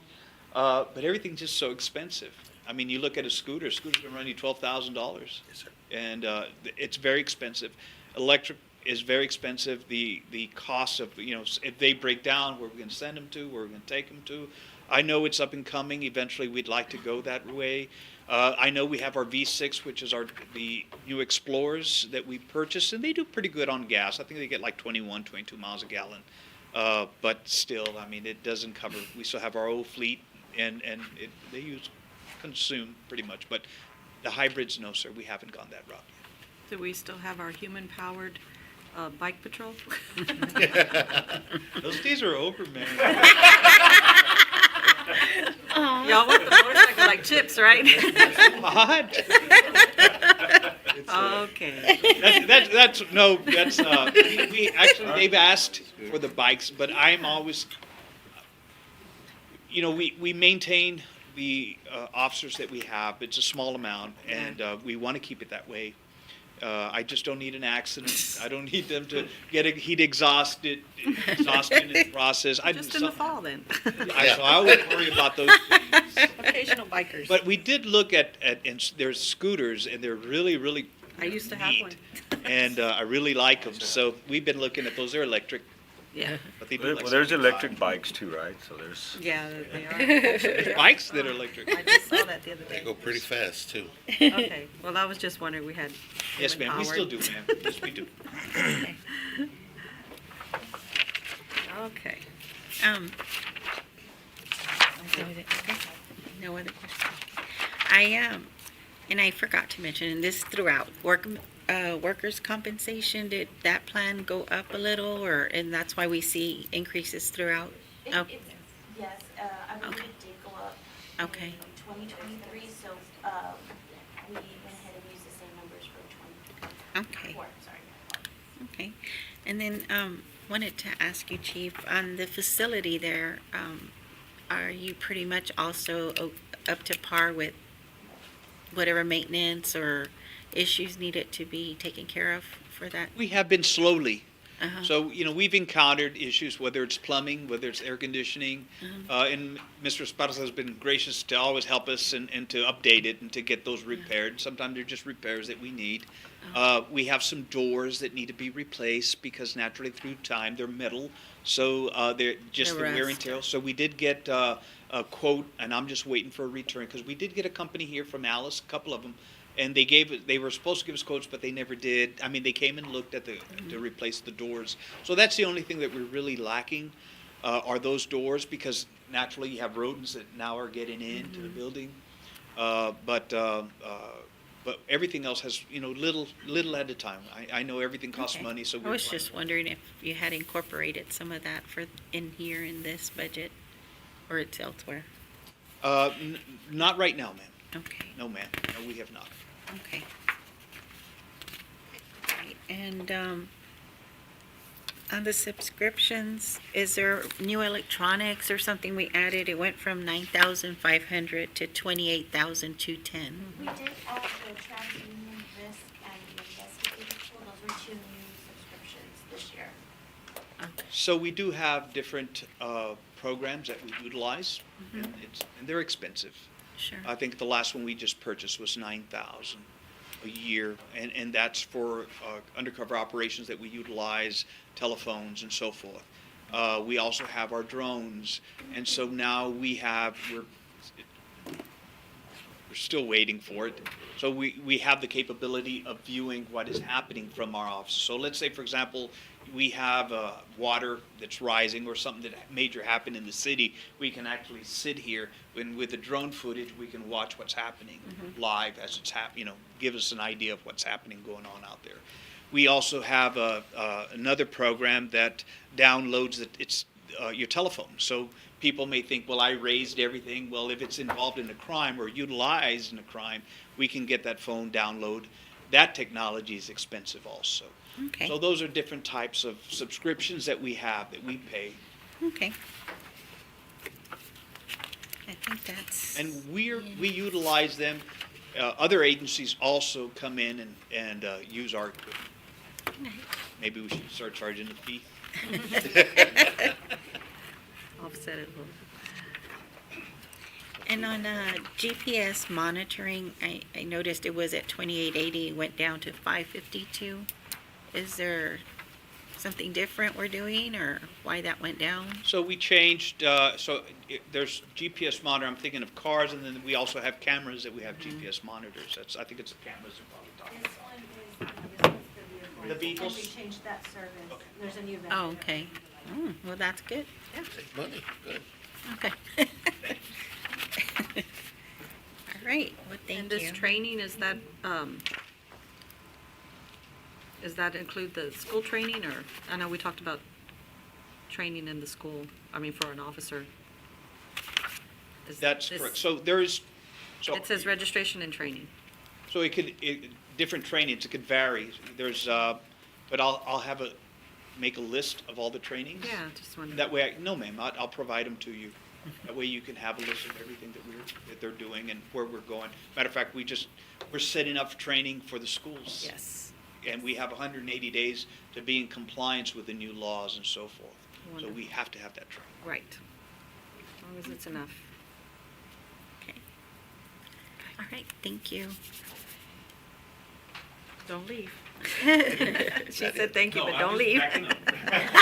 Don't run. The next department we have is the Drug Enforcement Task Force. This is one officer, and this officer works alongside other law enforcement agencies and around the surrounding areas, and also assists in the routine law enforcement duties. Okay. Council, any questions in reference to this department? Mr. Garza? No, ma'am. Mrs. Brand? Thank you. Mr. Molina? No, it looks good. Okay. And I think we've answered the overages, the telephone services, the subscription, so I'm good. Okay, the next department is controlling traffic. This department does have 28 officers budgeted. You will notice a decrease in the salaries, but remember we moved to corporal from patrol to CID. We did increase the overtime slightly. Subscriptions also increased, and professional services was lowered. Oh, I'm so sorry. I'm on the wrong one. I'm sorry. So we did move the corporal from patrol to CID. Oh, that was it. Sorry. We increased the overtime a little bit. We do receive several grants for patrol and CID. We received the Lone Star, Border Star, Stone Guard. Yes, ma'am. Oh, yes. And the Lone Star has also assisted in purchasing some equipment. Okay, council, any questions? Mr. Beltran? Mr. Moody? I'm good. Mrs. Bowen? I'm good, thank you. Mr. Garza? On category 50, longevity, that we jumped from 6674 to 8127, what is that? So this does increase with the officers annually, so, and I don't know the exact increment that it increases, but it's part of their civil service agreement. Gotcha. Our fuel jumping up another 10,000. That's where my brain, we get hybrids. Ammunition and SWAT ammunition. I understand that we have to keep our training and practice, but we're looking at what, almost $24,000 in shells. That's mainly practice to make sure that everybody keeps up. So that's duty ammo and practice ammo. Gotcha. And so we have to have, by state law, we have to have, or TCO, we have to be proficient every year. But you see the cost on that go up for the simple reason that we shoot every month, okay, and every quarter, and we invite all of it. Now, it's voluntary, they don't, but the SWAT team does every week. For example, the SWAT team is training every week, doesn't shoot every week, but they practice every week. Some days they're going to be utilizing the ammo. Patrol will come out and utilize that ammo. And I know we say we have to qualify once a year, but something happens, we want to make sure that the officers are prepared. And I'm curious, are the sidearms, are they the 40 cals? They're the 9. Oh, they're 9 millimeters, okay. Yes, sir. And another question that I had, and this may be more for finance, under category 55 in material and supplies, we have minor equipment, small tools twice. Yeah, I saw I that. apologize, the bottom one is supposed to say SWAT. Oh, okay, SWAT, gotcha. We'll fix it to where it saw that just too. out. I apologize. No, that's all right. I had a feeling one of them was SWAT. That'll work. Another question was equipment hire and rental. We've been spending 27,000 on, what are we? That is some of the units we do rent from Enterprise. Yes, we have a lease agreement with Enterprise for some of the units, vehicles for patrol. Wow, okay, I didn't know. Now, Enterprise is in charge of taking care of the maintenance and the fuel and, I mean, not the fuel, Not the but fuel, but the the maintenance. tires. No, I don't believe tires, just Not cycle on oil the- changes, Okay. preventive maintenance. It's not on the What, emergency vehicle. tires it is? Okay, yes, Yeah. tires. No, not on the, Covers tires, it covers oil changes, not on the emergency vehicle. Not on those? Not on the emergency. Maybe it was off code? Yeah, you don't. Oh, that's fine. Yeah, because Codes. it's not an emergency. Okay. I was like, man, Yeah. Oh, I thought- Missing out on I think, come on. Thank you. Okay, that works. And how many units are we renting? Four. I think the last They're the one was four. 2019. There's 4 in patrol. Alrighty. And the GPS monitoring, I believe we spoke about that already, right? That's, those are all I have there. Okay. He asked all my questions, so we're good. Just do it. Quítamelo ya. How rude. All right. Next, Funny. we have the cadet program. Now, we did not budget for this department this year only because I believe we don't have any vacancies. They're fully staffed, but if needed, if they have a vacancy, we can come in on the vacancy. Okay. That's one of my questions, because I thought we had a cadet that we were putting through the program.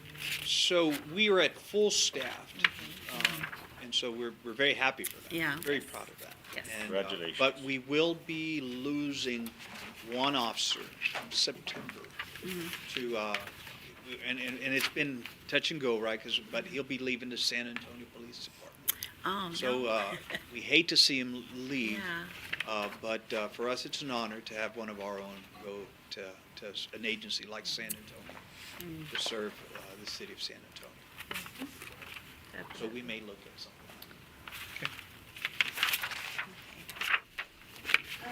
On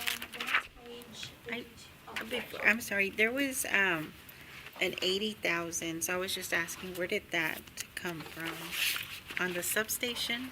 oh, that's the next page. That's the Okay. next department. Oh, it's the next- There's just not a function sheet. Oh, there's not a. So there's one missing, that's what I thought too. All right. We do have the substation and Leo's There it is, program. substation. Yes. Substation, all we really cover usually is the janitorial, electricity, gas. The Leo's program is a program where we receive annually, and it helps cover the cost of some training. Okay.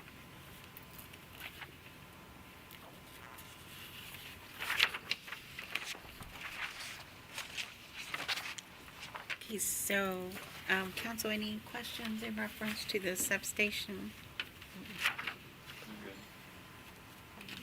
No? No. So where's the 80,000 that I'm seeing a difference here? On the total, it's So that That's is the overall whole PD. police department. all overall, okay, okay. It was confusing, I was like, what? Okay. Why'd you put that 80,000? I thought it was, I was like, okay, we're missing a page, no. It takes all police department support, admin. Okay. Added it all in. Okay.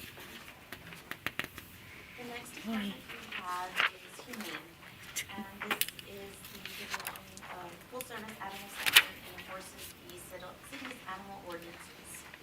We do have budgeted 2 humane officers, and minor increase in janitorial supplies and minor equipment, small tools, just so they can purchase some more items to help them with their day-to-day. Council, any questions in reference to this department? Mr. Beltran? Mr. Molina? No, good.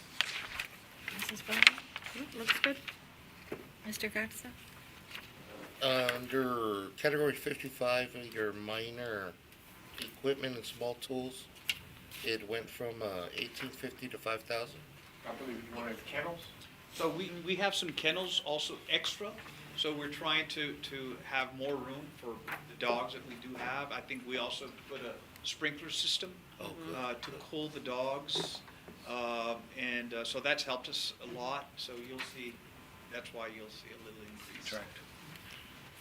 And if I may, on category 70, on animal care and veteran services, we went That was from, an internal thing. We just felt it looked better instead of medical evaluation for, We gave it its own it's line animal item. care.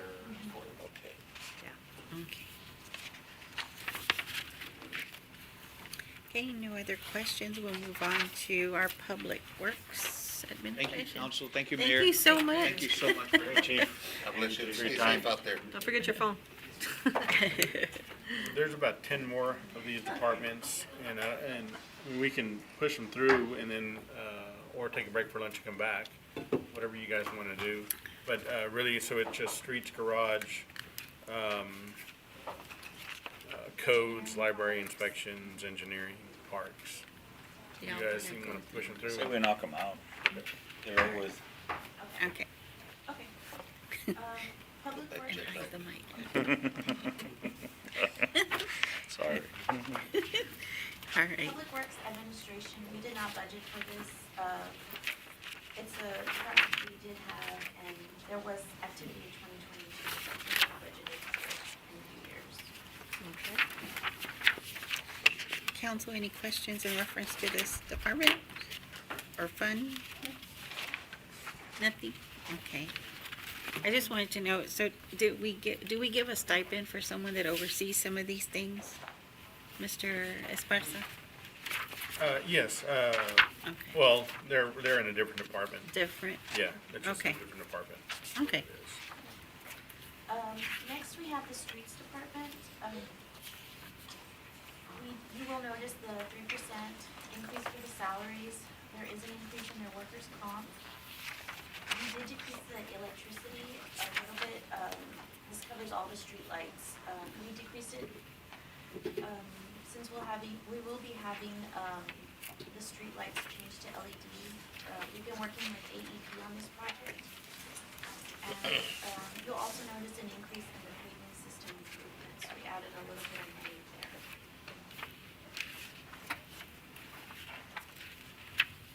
You'll probably notice on the street repair maintenance supplies,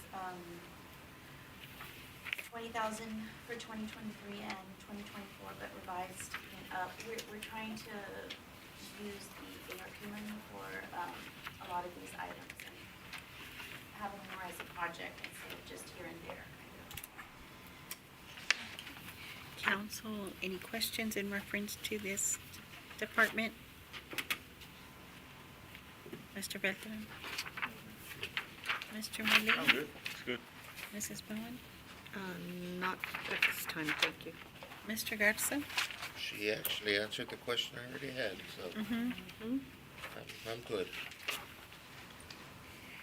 Okay, and I just wanted to ask on the, when you say we're gonna utilize the funds, those are the identified streets that we had a presentation and council had, okay.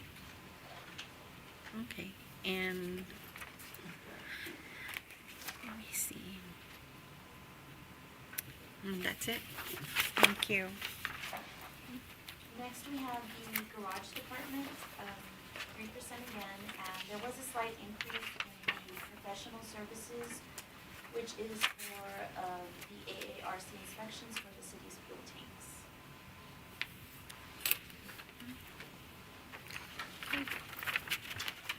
Council, any questions? Mr. Garza? On the category 55, the vehicle repair and equipment repair, we went budgeted down to zero?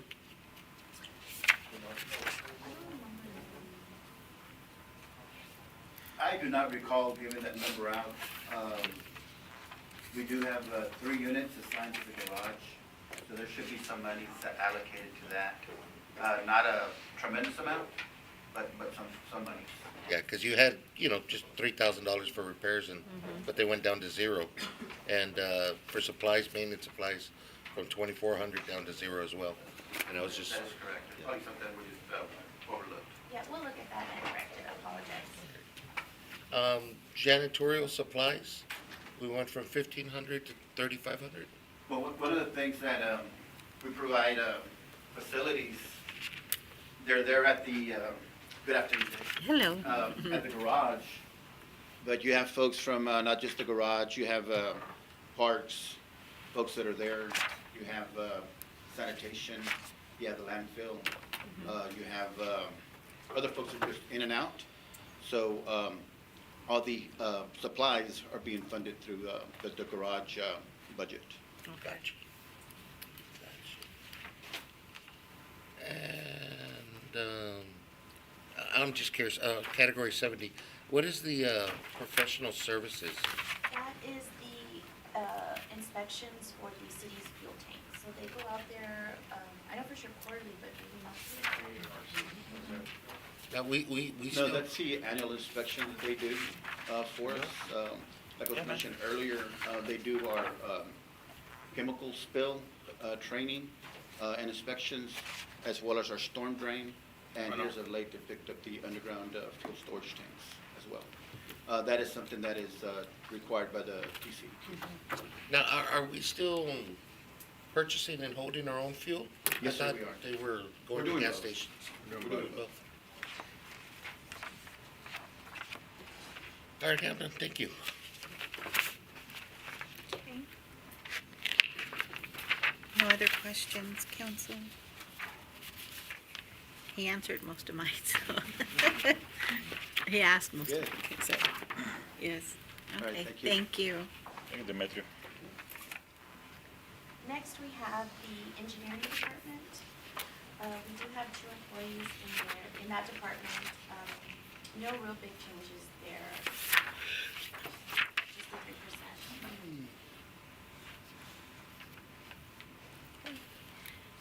Council, Mr. Molina, any questions in this department? No, that's good. Mrs. Bowen? No, not at this time. Thank you. Mr. Garza? On category 70 on your software maintenance agreement, you went from 500 to 0? That might be their, AutoCAD. it may be, It might not be annually, it might have been something. Yeah, we they're purchased usually like an recently. upgrade Right. once every 2 years or so. Oh, I got you, okay. Well, that's all I had, thank you. And I know, for the department, I had asked, like, if there was any kind of information where we would have what our savings has been versus when we had in-house versus, doing the contracts. I don't know if we have that data. We don't know, we can work on that. Well, very simply, what have we paid ICE? And it's not all, actually, part of that would be whatever we paid ICE Engineering. Some of that would not be, would be on top of what we would have paid a city engineer, because think there's some things even- they do for us inside. But do you have that number? And I think even for, the garage too, I was kind of curious how we were saving, Using the outsourcing and not having Outside our vendors. own in-house mechanics and stuff. Well, we have in-house mechanics. We have. It's just that We just don't there's have the- certain items or the Yeah, we don't have manpower. the amount that we had before. Right. The And manpower. a lot of things, I think we have know, one or two. what happens now is a lot of things that come in have to go out. I was just curious to kind of see the savings when we outsource versus when we used to have in-house. If we can get that data, whenever y'all can. Okay. No other I'm questions? just curious, what kind of work does the garage do? Do they do oil changes, brakes, tire rotations, alternators, water pumps? We do Air the conditioners. minor repairs. A lot of our services are outsourced. I would say 70 to 80%. When you're looking at our staff of 2 mechanics, and we have approximately 150 vehicles and about 130 other units that are on wheels, we have to outsource. Well, and the other reason also is we don't, any of these mechanic shops that we go to, they pay a lot of money for the software to troubleshoot and these vehicles. And same thing happens with the fire and some of our heavy equipment. You know, diagnosing repairs is a very difficult thing. And so unless we're gonna if we wanna bring everything back in-house, then we would have to hire more people. Plus, we would wanna do something like a mechanic shop does and subscribe to that, $50,000 software, or more to be able to properly diagnose. So when something comes in, if it's something that's, codes and sensors that are going bad, then we're gonna send it out. And it's just a question because citizens have asked about that and I was just kind of curious to see so that way when they do ask, I can say, no, this is, we have seen a savings, we see the quality of work. I don't know, whatever that is. That's why I asked, but not, so just. And also, we're working on units. If a unit comes in from the fire department or from sanitation or from police, they take priority. So you see a unit, Right. you're sometimes in and out of a stall, and that's the reason that unit might take a while to get repaired. And just like everybody, parts availability is still a struggle, in-house or outsourced. Right. So we have those challenges as well. I'm curious, how many bays does the garage have on site right now? We have at least 7. There's 7 bays? On the new and the old shop. A lot of them are utilized, not just for mechanic work, for storage Oh. right now. A lot of the benches and the trash cans that are going to be going out to downtown. Right. Were staged there. And we have other equipment that is being staged for one reason or another. And our mechanics are fully equipped with the necessities that they need? I'm sorry, I couldn't hear you. The mechanics, they have enough, they're fully equipped with the parts, like, Right, we have our inventory there, they have their tools, so everything they need, they have, and if They they don't have. have it or it Good. needs to be replaced, we'll do that as well.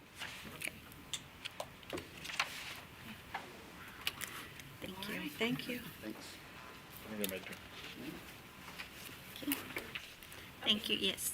Next, we have the Parks Department. There will be some changes here. We did move the Recreation Library Director and Recreation Superintendent salary to the Library Department. Okay. We did add a Parks Director position. And you'll also notice some increases for the fuel and equipment repair supplies. And there were a few slight increases in electricity, repair services, rentals, and athletic fuel services. Okay, council, any questions in reference to this department? Mr. Beltran? Mr. Molina? Looks good. Mrs. Bowen?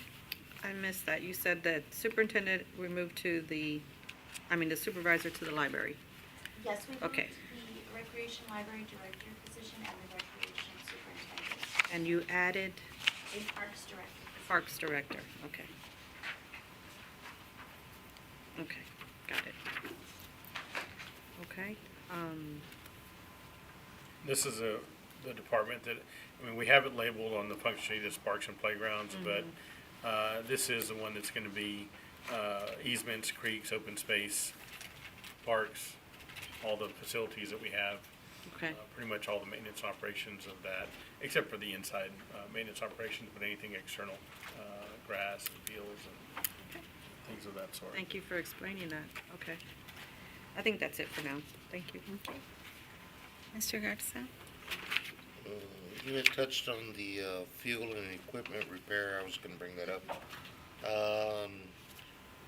We've got another equipment repair and maintenance services that went from 10 to 15. I was curious about.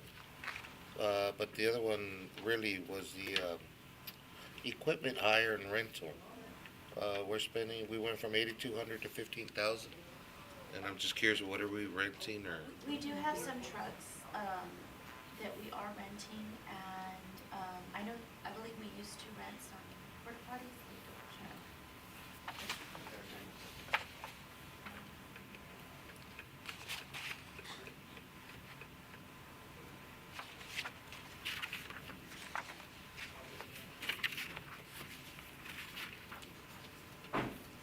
Yes, it includes porta potties.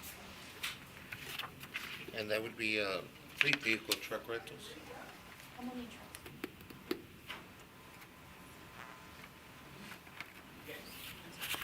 We have 2 units that we're renting.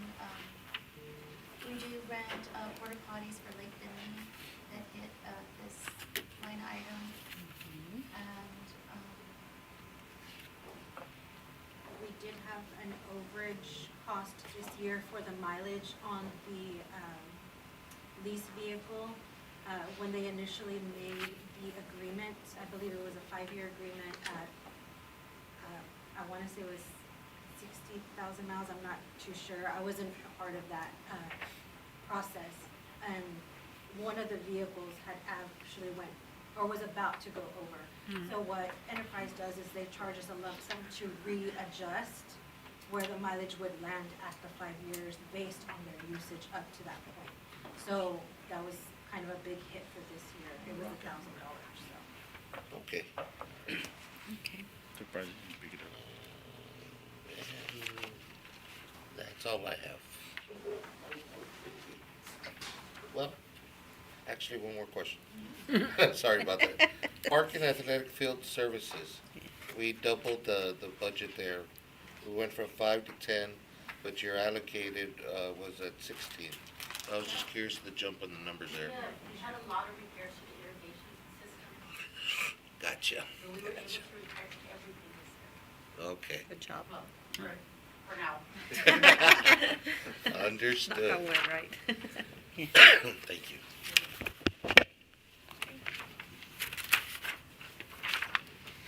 Okay.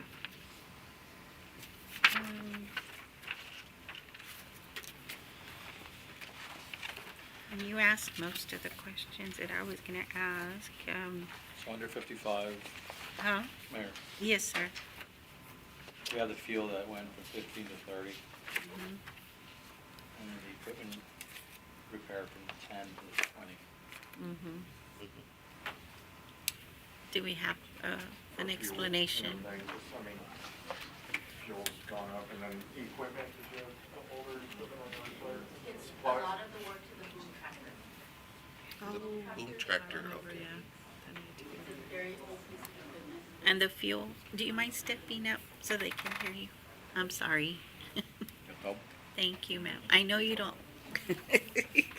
She shies from the camera. Or We don't want to have the garage, them using more of the garage facility, so, I think that's why we had budgeted, so low on 2023.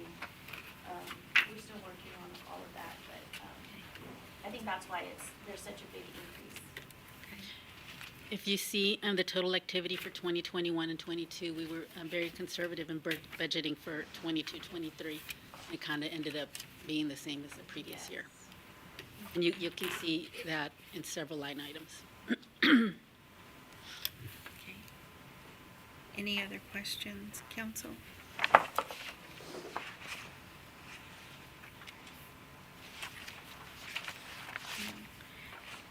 I'm going to ask you, in category 55, line item 52,880, I just, for park and athletic field supplies, back in, what was it? Because it's cut off, 21, 22, it had 9,339, and we have 0. Do you anticipate any need for that? I'm sorry, I don't see that. Well, It's 26,593, not 20? no, page 67? Oh, 67. Yeah, page 67. On category 55? Oh, I see, that's why, never mind, now I got it, sorry. That was the investment we did. But we have 0 for it, right, okay.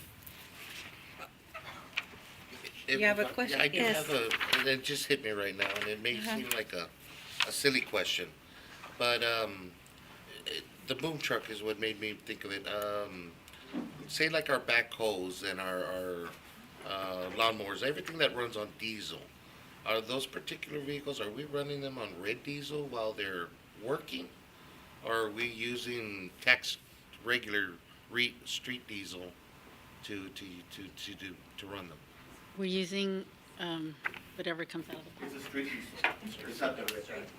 Okay, and I was just stating, like, for the lawnmowers, we don't have to use the street diesel, we can get away. And when we are purchasing our fuel that, which departments gets to utilize the fuel that we're purchasing versus others that go and buy it at the fuel tank? All Any- departments are allowed to. But we do like for police to go to the stations, just so they have a presence at all. Oh, yes, yes. And the fuel that we're utilizing, are we able to purchase it at a discount price? It is, but we're currently working, that's a project that we've been discussing for some time. It's, the fuel pumps themselves need a upgrade. And so that's what we're kind of working on. But yes, sir, if we are able to buy in bulk, we do get a discount. Because I'm expecting fuel to hit like $5 a gallon before my December. gosh. So It's crazy. OPEC's already talked about pulling an extra 1 million gallons a month, and so we need to get ready for that. Yeah. Okay, no, thank you, I'm done. Thank you. Yolanda, appreciate it. The next department we have is the neighborhood facility, which is the old, Portillo store. It is vacant at the moment, so we just budget a little bit for electricity and if there's anything that the facility needs.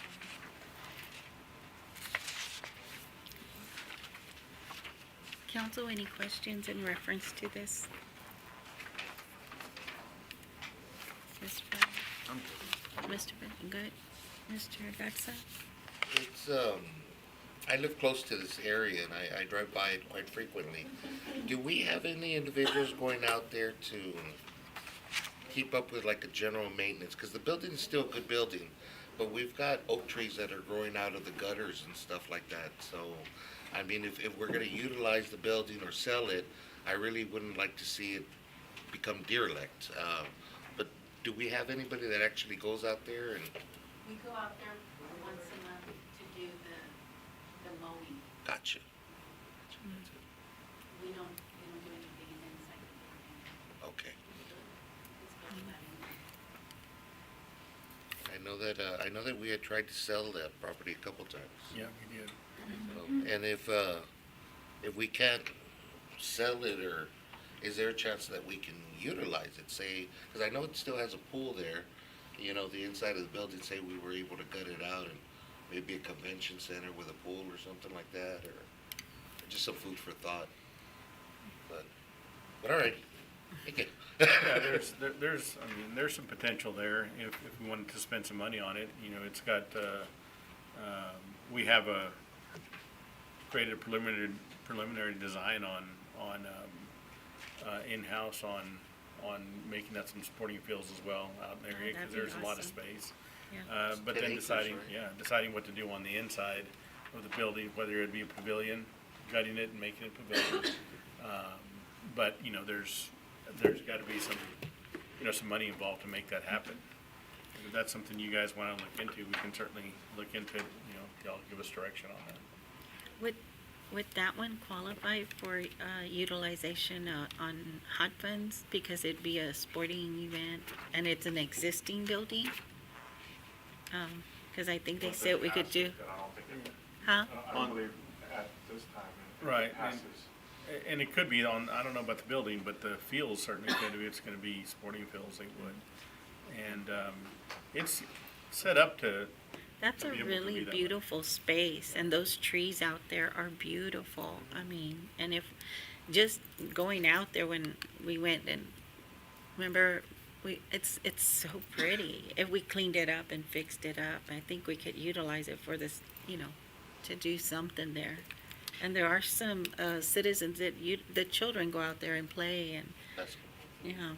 I'm so- sorry, I had left. What facility are we talking The about? Old Boys and Girls Club. Oh, okay. Yes, so, Thank you. if we there's could, been I interest think that'd back be. and forth on some organizations trying to take that, and we've talked to several, it's just, nothing's ever come out of it. I mean, we've probably had 3 different expressions of interest on it. I think it'd be awesome if we could explore that, only because we have had people, you know, approach us, citizens, saying there's nothing for the children, or there's, you know, they'd like to see something, so if we could, I think that'd be great. Okay, no other questions? To the next one, The next department is inspection department, and currently we only have the inspection court, funded in this department. The increase you may notice is in professional services, and this is the payments to, our inspectors. All inspectors are contractual. Council, Mr. Berta, any questions? Mr. Molina? I'm good. Mrs. Bowen? I'm good. Mr. Garza? No, ma'am. Well, no, ma'am. Actually, yes, I'm sorry. I'm sorry. On a category 70 under professional services, we went from 75,000 to 100,000. Yes. That's So, just It's just with the influx of things coming to town, and the inspections due. okay. Now I'm done. And a lot of that is our fees are collected for inspections too. So there's somewhat of, not a fully offset, and we're gonna work on that on the fee schedule.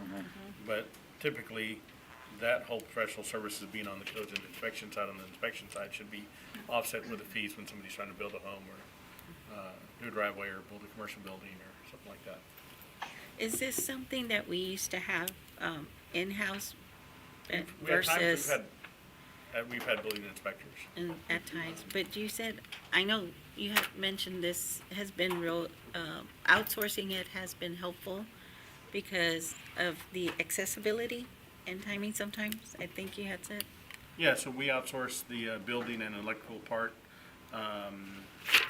but the plumbing, so it's two different organizations. Well, a person that's a building inspector and an electrical inspector, and then we have a firm that we hire for the plumbing. And so there's any more on just the two that we have, just two.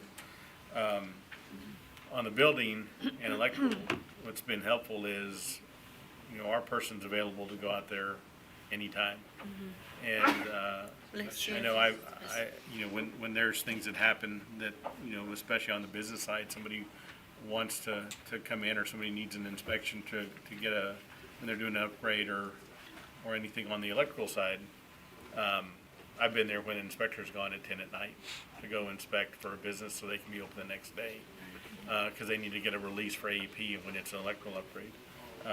Also on some of these new projects that are happening, even you know, like the Chick-fil-A or the Starbucks, those folks are working, you know, weekends also, and so they want an inspection done on a Saturday.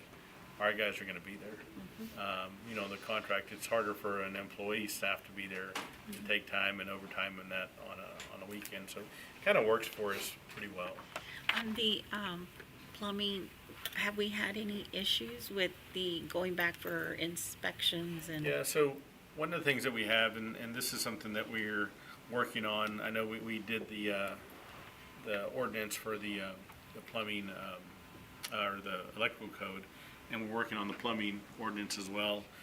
One of the things that we're trying to work on is to be able to allow a plumber that owns a business still be the plumbing inspector. Right now, we outsource that to a firm, Bureau Veritas, and sometimes it's not so accessible, and, you know, there's a waiting period, you know, 3 days, they may be there in 3 days, sometimes they're the same day, but, you know, our ordinance doesn't allow for a plumber, just like the master electrician, to operate a business in town.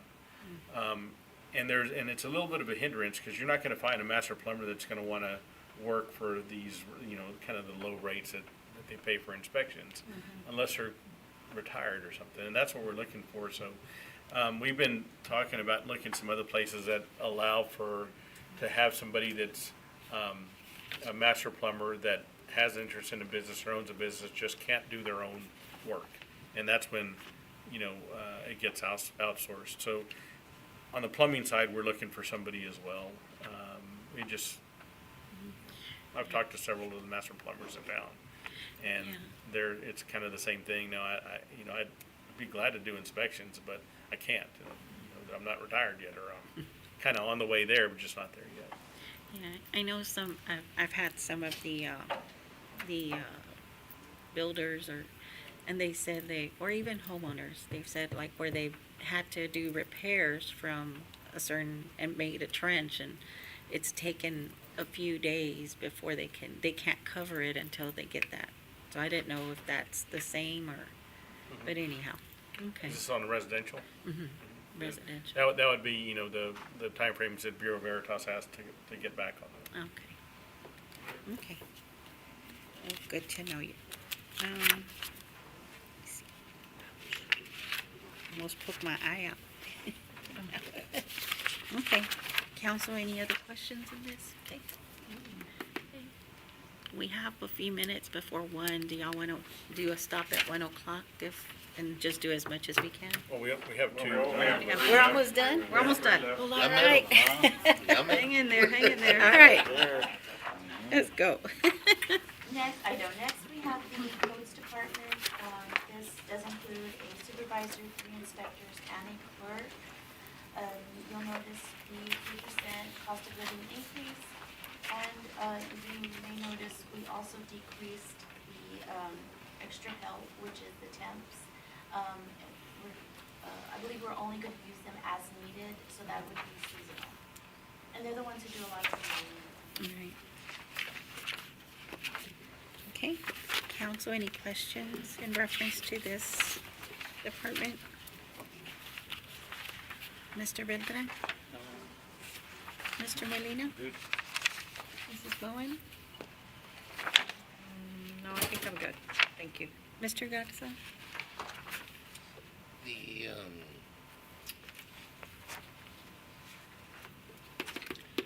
We went from 100 to 0 on tire disposal services.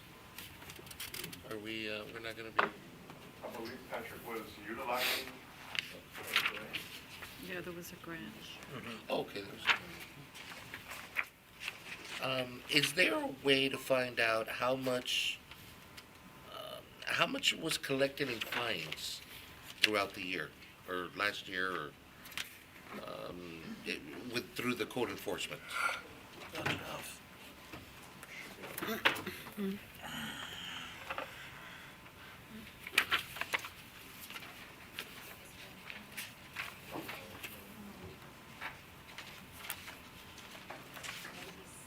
He's right here on this side. Yeah, that's what she's gonna go.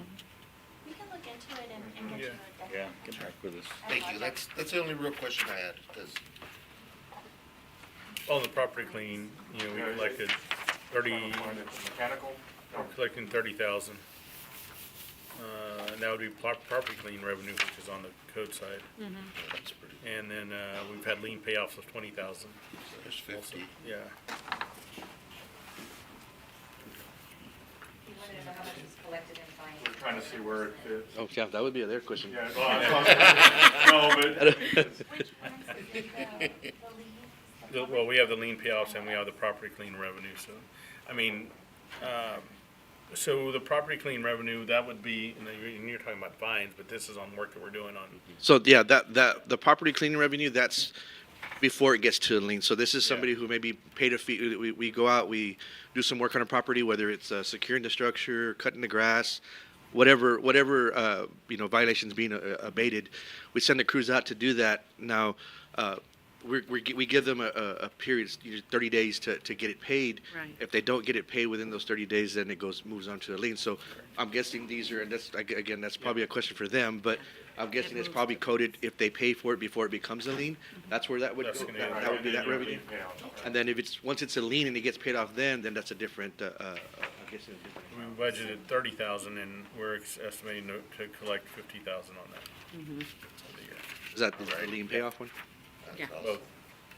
No, we have done some things that we just started doing differently on that to try to increase the amount that we collect. We reformatted the way we send our bills out.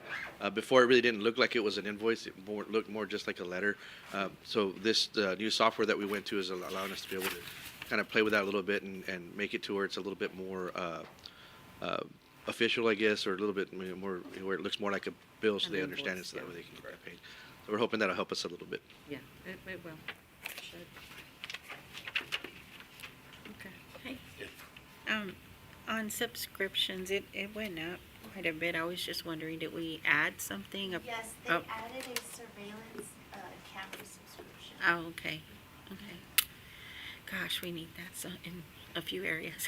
Yeah, we're working with them. So those are cameras that were purchased through a grant, but there are some subscriptions that That are affiliated with So that. they're able to where we set these cameras up at, they're able to get alerts and photos, videos, things like that of wherever these covert cameras are set up at, and they can see somebody doing some dumping, and we send our officer out there to go take care of it. Okay. Any other questions, council? Okay, okay. All right, thank you. I appreciate it. Thank you. Yeah, you're good. Thank you. You're good. Okay, next we have the library department, and you notice the increase. This is where we added the full salary for the recreation library director position and the recreation superintendent. And the rest is pretty much the same as last year. Okay, council, any questions? Mr. Beltran? Mr. I'm Flynn? good. Mrs. Bowen? Oh, I answered my own question here. Never mind on that one. Sorry. The community relations, we had 0 and now we have 3,000. That's when the library puts on those, like the thing at the park, where they do But the a lot- crafts.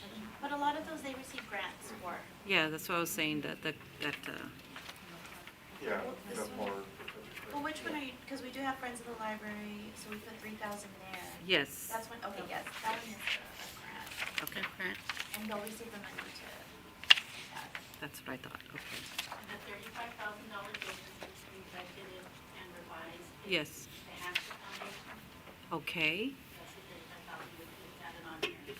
We had to pay them, and we had a grant for the full amount. so that was paid for, so it's zeroed out basically. Yes, But we okay. hadn't budgeted for it, and adopted, but they received it during the fiscal year. So the expenses here, but you'll see revenue that covered the cost for that. okay. So I'm guessing you feel we're okay, or we're covered for community relations for this fiscal, this, We find donors, okay, just want to make sure. private partners. Because I think the programs you all develop, the new stuff that's, at the park with the kids, those things you're all doing, those are real, yeah, yeah. I think, and it's well turned out. The community really loves that, to bring their children, and y'all are doing a good job with that. Appreciate that. I think that's it, Mayor, thank you. Okay. Mr. Garza? Two quick things. Overtime went from 0 to 185. Do we have new employees, or are we lacking employee, Is that due to moving the or is that, the rec and, that's the moving of the, okay. And that would also explain the social security? that, Okay. oh, yeah, on the weekend. All We right. try to use the salary people for the weekends, but once in a while, we use, Thank you very much, everyone. Almost, Mayor. Huh? Almost? I just had a question on the library services. What is that for? It went to 1,500? That's, I'm sorry, category 60, line item 54-260. That's their imaging services, Their what? imaging services. Imaging? What is that, imaging? Like, for micro. the mic, okay. Is that Okay. the archive? Yeah. The archive? We still had, we only got to the year 2000 with the archiving. Okay, We still have to, own that. work in progress. And then on the facility repair and services, it went up to 4,000. What does that entail? It's just an older building, so just. in You just case want it to we've have had something. issues in the past. We've had the AC and stuff. Okay. Yeah. Please don't say I know. Ah! I went in there and with those fans and it was hot. I don't know how y'all did it, but you said you were comfortable. Okay. I think. And then professional services, it zeroed out. It was 0 before but then it was on the revised 35. What was that? That was the grant that they did receive for. Oh, the one you just Yes. talked about. Okay, I'm sorry. Thank you. Okay, that's all. Next, we have, grant development, department. The main difference you'll notice is we did unfund the director of internal relations position.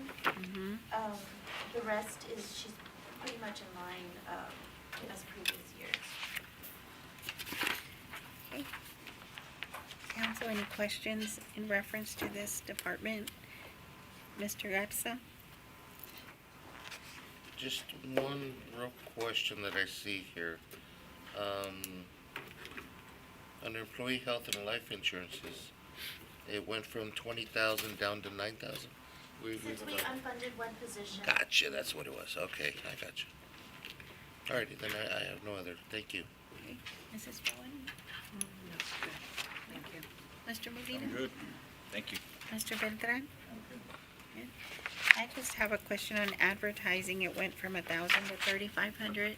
I think we're centralizing all the advertisement that she does for all the different grants. Okay. And we kind of Moved them to there. Okay. That was smart. All right. Well, thank you. That's it, so. Vamos a comer or? 104. Not even hungry anymore. So, Mr. Esparza? So that's completes the general fund. So our next meeting, we can start with, it'll be the, Enterprise. yeah, the other funds. We'll start with the solid waste fund at our next meeting and go through those funds as well. We have some stuff we want to get back to you guys on, and we'll do that at our next budget meeting. I appreciate that. Thank y'all so much. Thank y'all. Need a motion to adjourn? Yes. I make a motion. Okay. Okay, we have a first and a second. All in favor to adjourn, say aye. Aye. All opposed, same sign. Okay, meeting is adjourned. It is 1:05 PM. Thank you so much. Mother, you